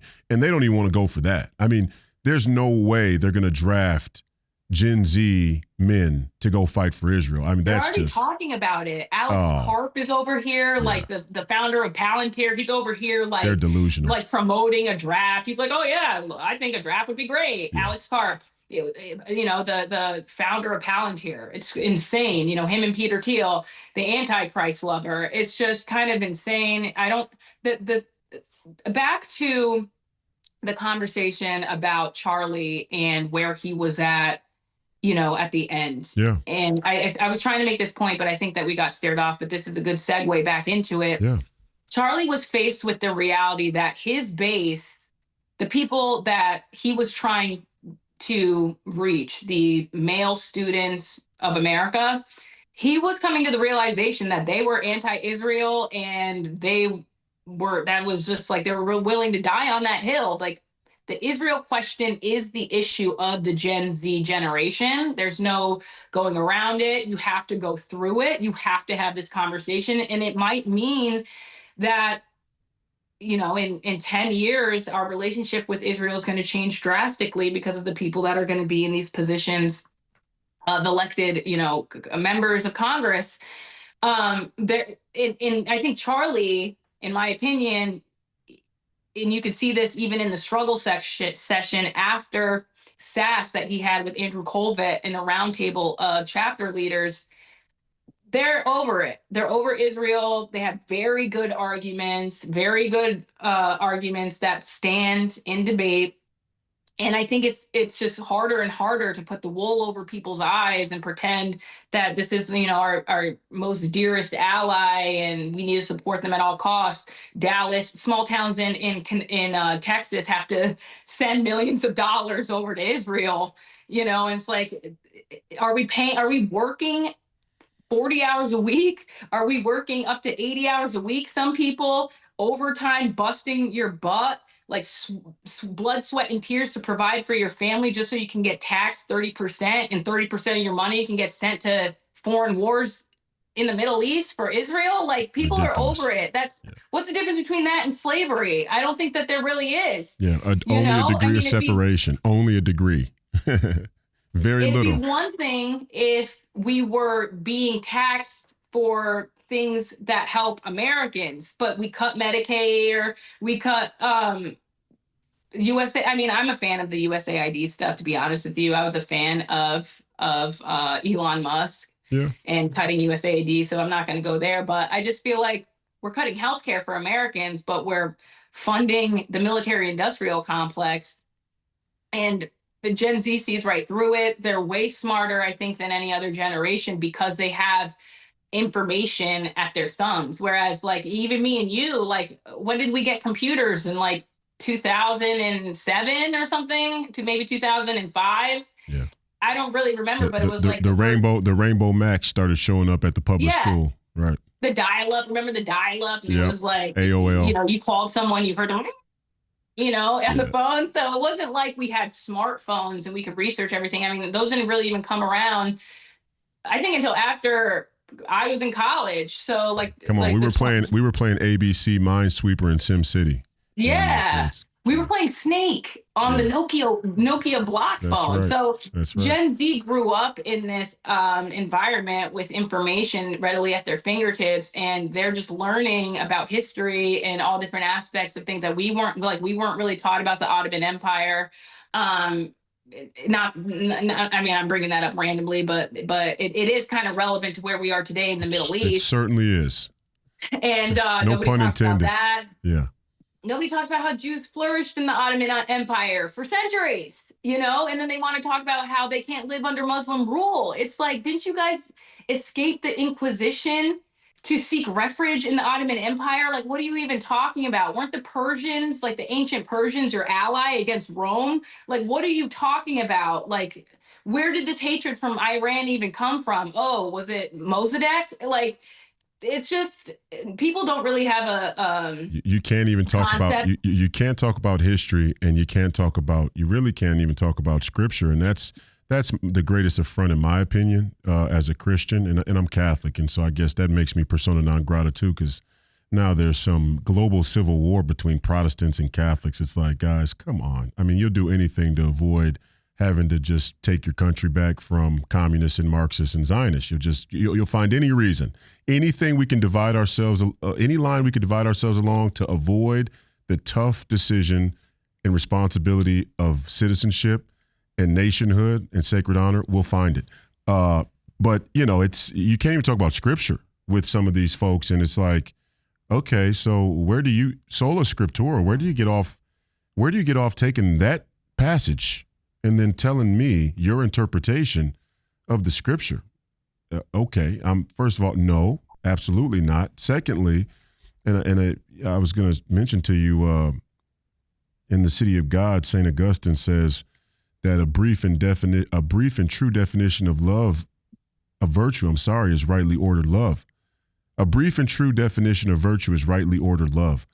These things are not rightly ordered at all. And I don't even mind if we're allies with Israel, because I do see we have a multi-front war and there are competing interests. Like, don't sleep on, the Muslim Brotherhood for a second, and don't sleep on the European globalist elites. I mean, come on, King Charles, and he's flaunting a $2 billion crown paid for by the American taxpayer. You got to be kidding me. And don't sleep on the Chinese Communist Party, because they certainly think that they deserve the football. So there are a lot of different competing interests out there.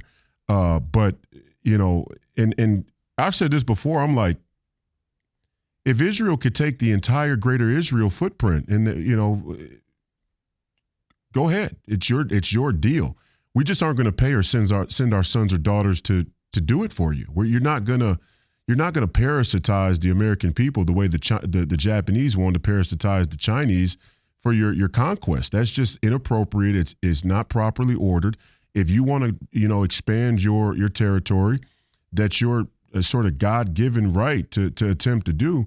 It's not your right to commission us or enlist us to do it for you or with you. And so I just look at it like these things are not even remotely rightly ordered. I mean, and then they do this strange thing, and this is maybe the strangest thing of all.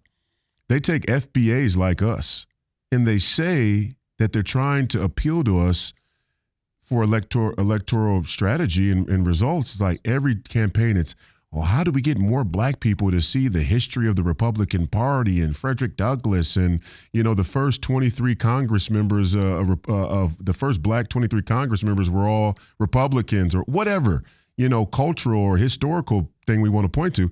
How do we get these people? And I'm sitting here telling the Minnesota Republican establishment, you got to stop throwing all your chips on Israel, because black people, we don't care. I'm just telling you, we don't care. It's just not our. And so now there's a decision. It's like, well, who do we throw in with? Do we really even care about the votes of this multicultural coalition? It's like, well, if you don't care about the votes, then you better be ready to just take the country by force and not care about elections. And I'm kind of seeing that writing on the wall, because I don't think we should ever give the country back to communists come hell or high water. That's just my opinion, because the two universal basic standards of having a country is you have a border and you don't cut your son's penises off. That's probably just, the first one and two of we want to have a country. We're not going to kill our future by cutting our son's penises off, and we want to have a border. Now, if that has to come with a proto-Israel policy approach, it's not going to last very long. Let's just say that. It will not last, and you don't want to deport people. So it's like, you are in an inevitably shrink, and I think this is what Charlie Kirk saw, and all the sort of brilliant political strategists, even our age, they see the writing on the wall. No matter what you feel about it personally, you're in an inevitably shrinking cohort of a political coalition if you're going to hold this flag and plant this flag on behalf of this foreign country. Where do we go from here? I mean, where do you see our path to victory is? If we hold this line for Israel? I'm a little radical when it comes to that. I don't think Israel is our ally. I don't think they've ever shown to be our ally. What, they share intelligence that they then sell to China? Like, look at John Pollard. That was to the Russians, though.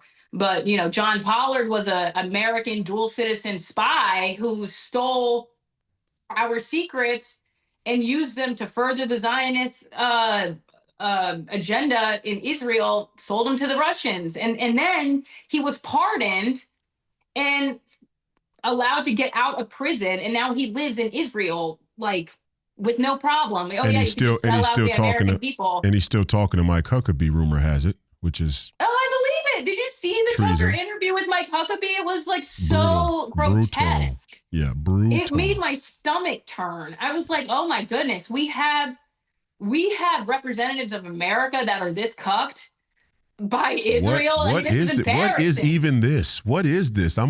What is this, guys? Are you serious? As a black, and you came from a place like me, like where I wasn't overtly political. I was saying that the Jewish influence in the NBA and their entire corporate culture is a little inhumane, and they don't really see ethics and morals as their guiding light. They're more money and material based, which is the prototype of the Marxist worldview. Whether you're Zionist, Jew, black, white, Chinese, doesn't matter. The Marxists are radical materialists. Which is naturally anti-human. Anyway, so I was fighting the NBA. Just so happens to be a similar lobby, especially when it comes to the legal sphere and the control that they have over the major law firms in the country. But so for me, and I know for you, we didn't grow up in this conservative movement. I born and raised Catholic, so Christ is always king. But I didn't grow up with these conservative politics. I come to the movement and I'm like, oh, we're about to rally and save this country. And then it's like, wait a second, maybe we have to save Israel first. I go, wait a second, what the hell are you talking about? I know. What is even that? I mean, what happened to the MAGA movement is that it got co-opted and infiltrated by neocons who were initially never Trumpers, who were enemies to Charlie and to the MAGA movement. Like the neocons and the establishment Republicans, they were not down with Charlie's mission in the beginning. If anything, they hated him and they hated MAGA and what MAGA represented. And now in Trump 2.0, we see a complete, you can call it infiltration, or you could say that he appointed these people, but even Marco Rubio, there's some things about Marco Rubio that I do like. But he's a neocon war hawk. You know what I'm saying? Same thing with Pete Hegseth. He's over here praying and quoting Pulp Fiction and using Zionist evangelical dispensational scripture to justify war in Iran that implicates the entire American constituent. It's crazy. We're living in a really Orwellian time where it's what is the actual agenda here? I do think it's spiritual, because my question is, just like you just said, what could make someone like Huckabee that cucked by Israel? I mean, he's a man, so he's got to have some type of dignity, right? He's a man, he's got to have some type of integrity. What could be so strong to break the back of a man? Maybe he got his back broken. No, I'm just kidding. I'm just joking. But what could it be? Is it really money, or is it religion? I don't know. But one thing I will point out when it comes to Charlie, everyone wants to talk about he was leaving the Israel cause. Well, let's go back to that text message. The message that he sent out in that group chat that got leaked said a Jewish donor pulled out money. They stay true to all Jewish stereotypes or something like that, that he has to leave the Israel cause because a Jewish donor pulled out money. So when people say that he was turning on Israel, and like I've established here, I'm no friend to the Israeli lobby. I'm a radical. I don't think that they're our ally. I'm Groyper pilled on this. But when it comes to Charlie, why did Charlie leave? It wasn't because he got Groyper pilled. It wasn't because he had some moral epiphany that the IDF are slaughtering 8-year-olds in the Gaza Strip. He was down for Israel, and he was promoting Israel even after he knew what they were doing. So he left because the donors pulled out money. He didn't leave because he had some type of moral epiphany. Hey, and while it's valid to point that out, I would just say all of us seem to come to the truth on our own, usually because of personal affliction. Certainly I did. After 2020, I led this protest down there in the Minneapolis Belly of the Beast and said, hey, George Floyd died. I said, hey, Derek Chauvin's wrong, but police aren't the real problem. Let's go to the Federal Reserve, talk about money and corporate culture. So, and you ran into it firsthand in your workplace, President Trump. And I say this to this day, President Trump tried to deal with the Democrats, and he tried to become, he donated to them. He tried to become a voice, in the background and tried to, put some of his ideas out there from their side of the aisle, and they kind of rebuffed him, or they try to kind of keep him in his place. And then when he started to really get I wouldn't be surprised if when he really started to get the itch to maybe run for office, that he didn't float it with some Democrat folks and say, hey, I'm thinking of doing, and they probably reject him and go, oh, you're a clown. And then that's kind of how he found himself on the Republican side, and praise be to God. So I'm just saying, in defense of Charlie, and in defense of a lot of people who we want to come to the movement, RFK Jr., Tulsi, look at RFK is another great example. I mean, lifelong Democrat, they went after him. They made it personal with him, and that pushed him away from their side of the aisle. And we'll take them. We'll take them all. I mean, that was amazing. Yeah. What do you think about RFK and the Maha movement joining the coalition? What did you think about that? Oh my gosh, I love RFK. I was there, actually. I was there when he endorsed Trump in State Farm. Was it State Farm Arena out here? Yeah. Yeah, at the rally. He endorsed Trump, and I was there for that, and that was amazing that I got to see that. I love RFK. I think he's radical, and that's awesome. Yeah. I totally support the Maha movement, and it breaks my heart that Trump wrote an executive order that gave immunity to these companies that are using glyphosate. Yeah, and brutal. I'm happy to see what Thomas Massey's doing right now. And to Turning Point's credit, I saw Alex Clark out there also speaking to this vote that's going to pass, or I don't know if it's going to pass or not, but I believe Congress is voting on glyphosate. I know that Thomas Massey initiated another bill to stop the immunity for companies that are using glyphosate. It's causing cancer. That's literally part of what he ran on. This is my problem with Trump right now. From somebody that campaigned for him, somebody that wrote, this isn't coming from some woke liberal. The liberals, I do believe they're trans Tifa, lunatic leftist. They hate anything. They hate anything America, right? We know who they are. So we have this on this side, and then on this side, we also have these radical, crazy, Zionist theologues that are, shoving Zionism down our throat, whether we like it or not, and shoving Iran down our throat, whether we like it or not. But this is not what people voted for. I knocked on doors and spoke to constituents. I collected ballots for people. When I was talking to them, they weren't excited about Iran.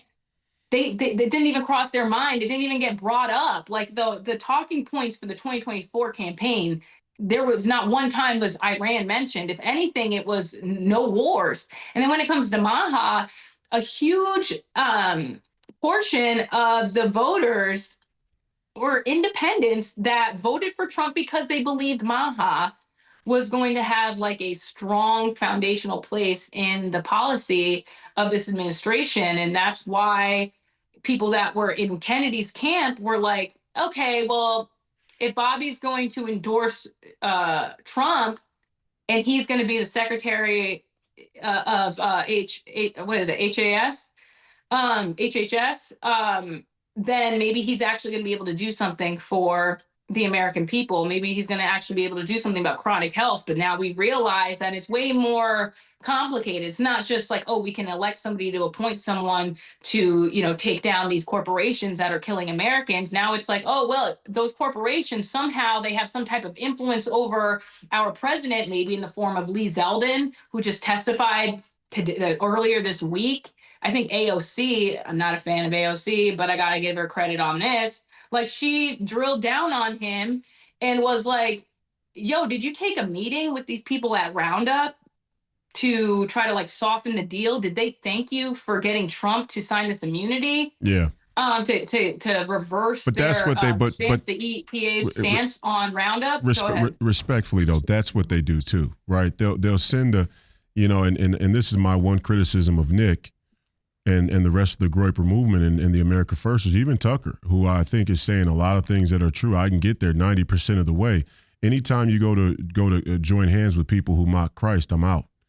And the Anarchisperians and the Young Turks and the AOCs of the world, the Joyanne Reeds, all these individuals who may find some political viability of an anti-Israel or anti-war position now, certainly they all stood and clapped when the king said we need to keep helping the Ukraine. So I know I know who you are. For sure. And beyond that, I don't even care about your foreign policy. You openly mock Christ, I'm out.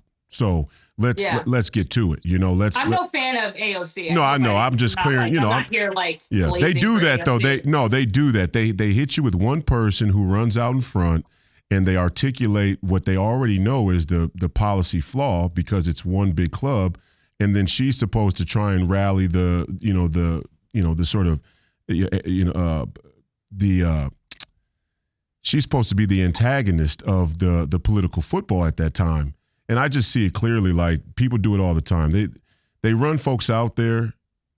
Behind the scenes, they're saying, even on the vote, like with the Save America Act, it's like, well, it's never coming to a vote, so you can go out there and say that you're pushing it, such and such, because we're never going to vote on it, right? And they're calling and saying, hey, my district is more America First, and my district's more establishment Christian Zionist, so I need to take this position or that position to maintain the theater. And that's what I was saying in the PBS interview. There are no more party lines. There are only patriots and nationalists and globalists, and that's it. If you want to go another level up, you mock Christ or you fear Christ, one of the two. And I do want to ask you, though, as a last question, I do want to ask you, with your work, is this the basis of the work for New Black America? Is this conversation here even trying to explain to people the greater political backdrop of what seems like the thing that's most impacting Black communities and Black people, foundational Black Americans? We have to become initiated in these matters. We have to start to engage in this politics, like you said about TPS USA or Brexit. That's not really their line of country. Is that part of your work to try and extend this part of the conversation to that constituency? New Black America is basically New Blexit. This is what I personally believe that Charlie's vision was for Blexit. The reason why I feel like I know that is because I heard him say it. I heard him say it, and they heard him say it. And they can say that they didn't hear him say it. They did. They heard him say it. So the fact that like he dies and then a month later, the whole mission changes. I wasn't really a fan of that.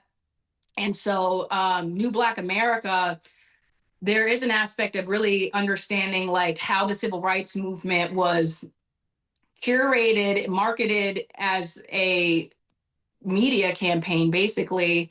We're talking about Stanley Levinson, we're talking about the SCLC, we're talking about Bayard Rustin and Jack O'Dell, and we're big fans of Vince Ellison and his ideology, big fans of Vodi Bakum, rest in peace, big fans of Virgil Walker, and really trying to translate that into social media and into conversations with other Black Americans about, how the last 80 years of American history, especially Black American civil rights history, has led us to where we are now, where we have, you look at the LGBTQIA plus movement, and you look at the Me Too movement, the feminist movement, and all of these things have hitched onto the 14th Amendment bandwagon. Amen. That was really supposed to be for Black America.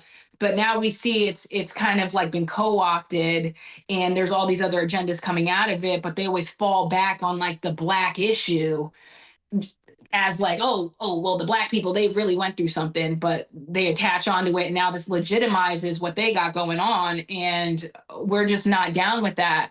And, that's the whole thing with the whole multiculturalism thing too. It's like, you cannot earn your keep through having like a black forward narrative and a black forward mission, and then just like turn it and think that people are going to co-sign it and like be onto it when it switches to like a multicultural thing. So the mission is, yes, to have people understand that there is more encompassing like the political spectrum when it comes to the black movement than just like, oh, the white man's keeping us down. Like, no, this is like a very comprehensive like operation going on to make you think that, you know what I'm saying? To make you think that you're a victim. Like, that is part of the Marxian matrix that is necessary in order to create this oppressor, oppressed, victim, victor like matrix where you're looking at the white man, oh, like he's the oppressor.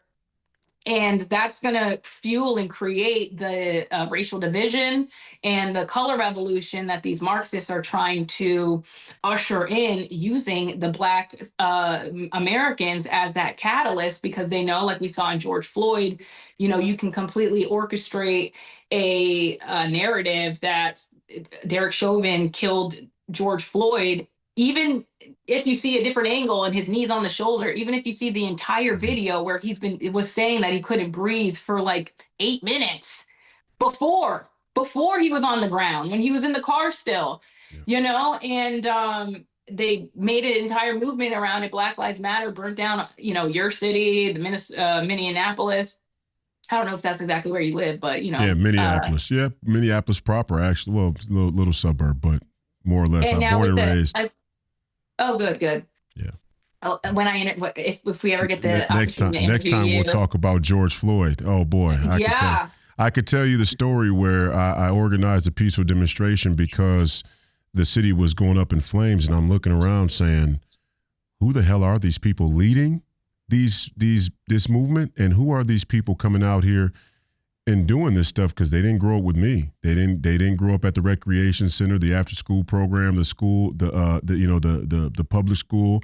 They weren't at any wakes, any weddings. They didn't play peewee football, right? I mean, so who are these people? They're not even from the neighborhood, and I mean the black neighborhood. Now, there's always the gentrified, geographics of the neighborhood where it's like, okay, this is the black neighborhood, and just a few blocks down is the affluent yuppie white liberals, right? And they're kind of in the art district or wherever they are, right? The little young professional liberals.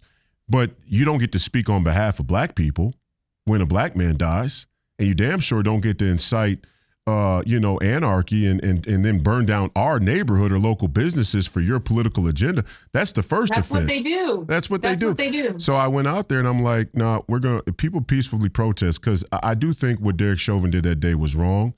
I think that his trial was political and it was unfair because the governor and the mayor made public statements about his guilt, which obviously taints a jury pool. So I think that case should rightfully be reopened. But what he did that day was wrong. And I remember Rush Limbaugh saying that the day it happened, the great Rush Limbaugh, he's like, yeah, this cop was dumb. And you can be dumb but not be guilty of first degree or second degree murder. Regardless. Did you ever watch Candace Owens's I saw it. The Greatest Lie Ever Told? Yeah, I saw it. I mean, look, I like What do you think about that that alternating video image of Derek Chauvin's knee on the shoulder, not on the neck? Well, yeah, it would definitely not on the neck. That's not even the issue. The issue is if you want to talk about the IDF and police after 9/11, we trained a lot of our police in counterterrorism based on the IDF's, tactics there in Gaza, right? And I always come from an American citizen point of view first, and I'm reminded of Scripture when St. Paul says to the centurion guard, "I'm a Roman citizen. Do you have the right to bind and beat a Roman citizen who hasn't seen his day in court?" And the respect for Roman citizen was so strong at that time of the apostles in Christ that the centurion guard stopped. For that reason alone, he goes, whoa, this guy is a Roman citizen, whether he be Christian, a follower of Christ, an exile, whatever the case may be, he's a Roman citizen. And if I play too much with the line of citizenship in Rome, I'm going to find myself at the gallows, right? So here's what I'll say about George Floyd. If George Floyd had died with his hands cuffed behind his back in the cruiser or with his back up against the cruiser outside of the cruiser because of the fentanyl overdose, there wouldn't have been a single protest. There may have been a protest, but it surely wouldn't have been as strong. It wouldn't have been nearly as animated as it was. I think the nature of how it played out and the way the video was shown and the way it got to the masses so fast was supernatural, and it's supernatural in its coming together circumstances. And he was wrong in that it doesn't matter if he says I can't breathe or not. You leave him in the back of that cruiser.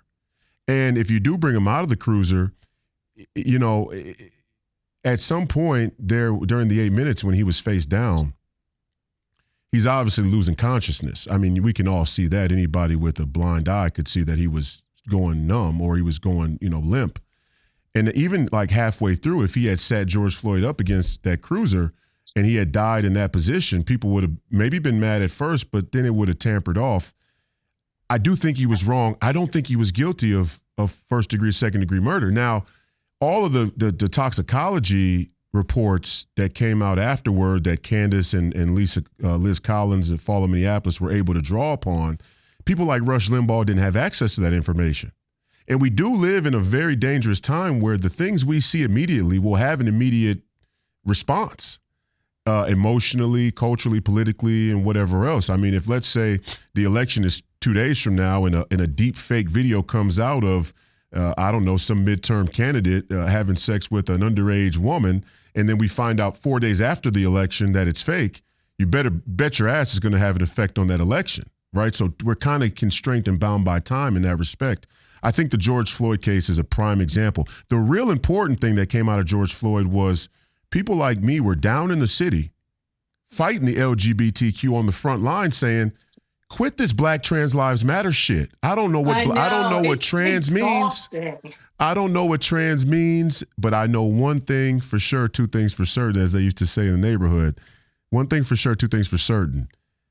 George Floyd's death, no matter where you fall on it, doesn't have shit to do with somebody's sexual identity or preference and who somebody's sleeping with, right? So they used it though. Honestly, I think George Floyd is how we ended up getting like this trans dogma in work. Somehow George Floyd ended up to Lala gets fired for transphobia because she has something to say about all of this crazy indoctrination. She has something to say about that makes you an Uncle Tom or a bootlicker, right? That makes you a apologist for white supremacy. The craziest part was I was the only Black. I call myself Black because when I was growing up, white people called me Black, and my mom raised me as a Black woman. I know that I'm mixed now, but when I was I didn't start calling myself mixed until I was 25. I know that's a conversation we can have for another day, but I was the only woman of color, I guess you could say, on my team. It was all these white liberal femboys and one trans man,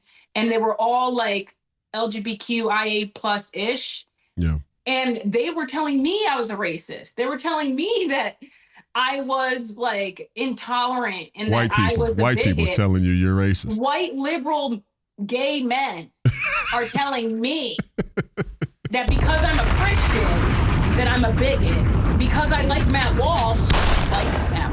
I got some issues with Matt Walsh now, but for the most part, I 80% like him. Yeah. Because I shared Matt Walsh that now, I'm transphobic because on my own personal social media page, I shared Matt Walsh. So it's a crazy time. Biden's administration was nuts. And I think that's really what got Trump elected, not necessarily because the majority of people love Trump. The majority of people were sick of this radical trans communism, whatever it is. Yeah, maybe offline we can get more into transgenderism. We'll do another episode. No, we'll do a whole episode on next time. We'll do George Floyd and the LGBTQ because boy, I could tell you some stories, man. I had a girl come sing the national anthem. By the way, had a girl come sing the national anthem at one of these protests at the Fed, and a couple of days later, I get a call from some LGBTQ activists in the city, and I'm already pretty. The word is impatient with their politics. I get that they're citizens and they want to have their rights, but you're not going to conflate them with Black people or anything else for that matter. It's just not that important to me. And they called me and they asked me about this girl who sang the national anthem. They asked me about her sexual preference. They said, well, is she a lesbian or, which performers do you have that are LGBT? And I can't I'm not going to use the language here tonight because we've had a pretty profane-free interview, but you could, I went full-blown hood on them because it's just like, if you take me there, I'll go there in a heartbeat. But I'm like, first of all, it's none of your business who she's sleeping with, number one. Number two, if I did know who she was sleeping with and I made a decision on whether or not I let her sing the national anthem based on her sexual preference, that would actually be discrimination. I mean, why are you asking me who she's sleeping with? That can't be a factor anyway. But see, that's what they do. If it's a factor in the affirmative of their agenda, they don't care. If it's against their agenda, they use it as a cudgel, and it's just bullshit. We'll talk about that some other day. Parting shots, I appreciate you giving me so much of your time. It's been a great interview, one of the funnest we've had. You and Carmen both. I'm just having a blast. We'll have to get you both out to Minnesota at some point, and we'll do the interview in person. Let me know. Yeah, in the studio is always great. I'm an experienced door knocker. So. We need all hands on deck for that. I'm up against a full socialist, Democrat, in DFL here in Minnesota. You're running against Elon? No, I'm running for Tina Smith's open seat against our Lieutenant Governor, Peggy Flanagan. Protect trans kids, the T-shirt with the knife. Oh, man. It's insanity. They want to cut our son's penises off. It should disqualify him, but it doesn't. We live in a crazy time. But I'm also against the Minnesota GOP establishment, right, who are at least 50%, if not more, neocon Rhinos. Foreign policy, right? So it's rough goings. But I think we can rally the people. We'd love to have a person like you up here on the front line and our age generation just saying, look, this is the future of politics. If you really pretend you want to win, then don't embarrass yourselves with this ancient, archaic bullshit, right? So we'll do that. But before you go, where to find you, social media, before you go. Yes, I'm Lala the Jedi on social media. You can find me on Instagram. That's where I am mostly. And then we have New Black America. We just started. So please support our pages. We have an Instagram page, New Black America. Our Twitter is New Black AF. And then we have a YouTube channel that we have a couple episodes on there. I think like a handful, maybe like 12 episodes or something like that. I'll have to double check, maybe 20. And we've just been having great conversations and talking about politics, culture, and Black America. So make sure you follow us on YouTube and make sure you follow Carmen JC as well. She has a YouTube channel that she does great work daily. You're going to get uploads daily from her. And she also has an Instagram page. So I got to, shout out my girl too, because we started New Black America together. Yeah. The dynamic duo. Lala Andrews and Carmen JC, our last two family and friends special editions, special guest family and friends editions of Please Call Me Crazy. Thank you so much for giving me so much time today. I really enjoyed your perspectives, especially as somebody who came from inside Turning Point. Aptly put by the late Charlie Kirk that this is a turning point in our country, and Turning Point still the eye of the storm in some sense as a machine, and the future of it kind of hanging in the balance. There's a lot of potential there for what the leadership decides will be the future of that organization and in which way they'll tip the scales. So thank you for bringing us that perspective as well. God bless you. Have a great day. Thanks for having me. There you have it.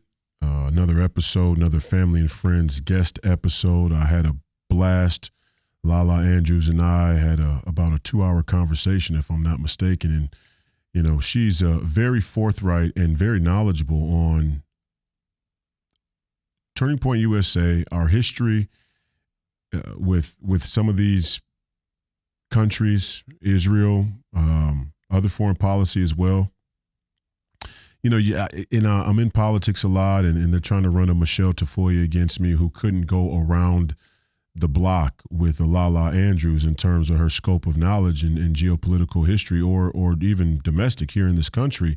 And that's what an incredible young woman, born in the 1990s, heritage American father, heritage white American. I said FBA in the interview, I think, and I made the mistake. Her father is white, heritage white American, and her mother is Haitian, Black Haitian woman. So, you know, she what an incredible interview, what an incredible young woman, same as her partner in crime, the dynamic duo there, Carmen JC. These are the type of people we want to start to interview and build a conversation and dialogue about the future of this country, because the future of this country hangs in the balance. I hope you enjoyed the interview. We'll see you tomorrow morning, 9 a.m. Eastern, Real America's Voice, for the Royce White Show. And we'll see what happens Sunday. I'm not really sure if I'll be hosting InfoWars again, if we got an extra weekend or Sunday out of what's going on with Alex and the network.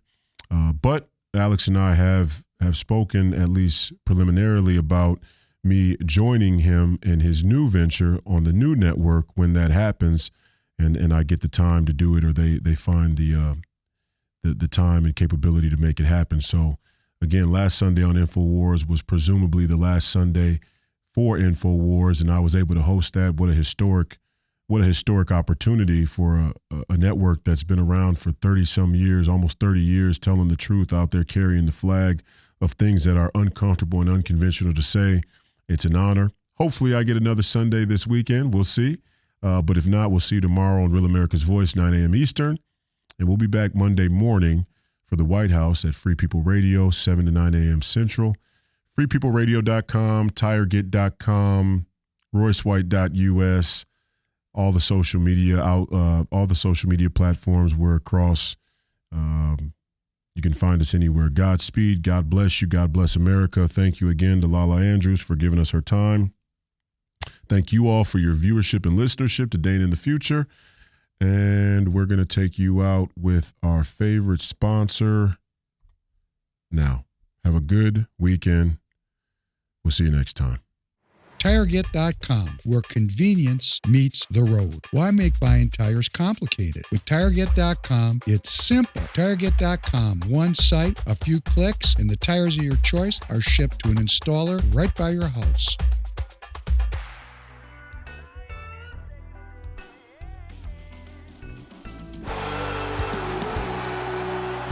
Everything's up on the bar.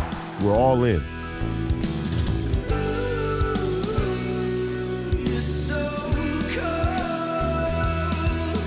We get to decide. Do you want to live on your knees, or do you want to die on your feet fighting? That's the decision you get to make now.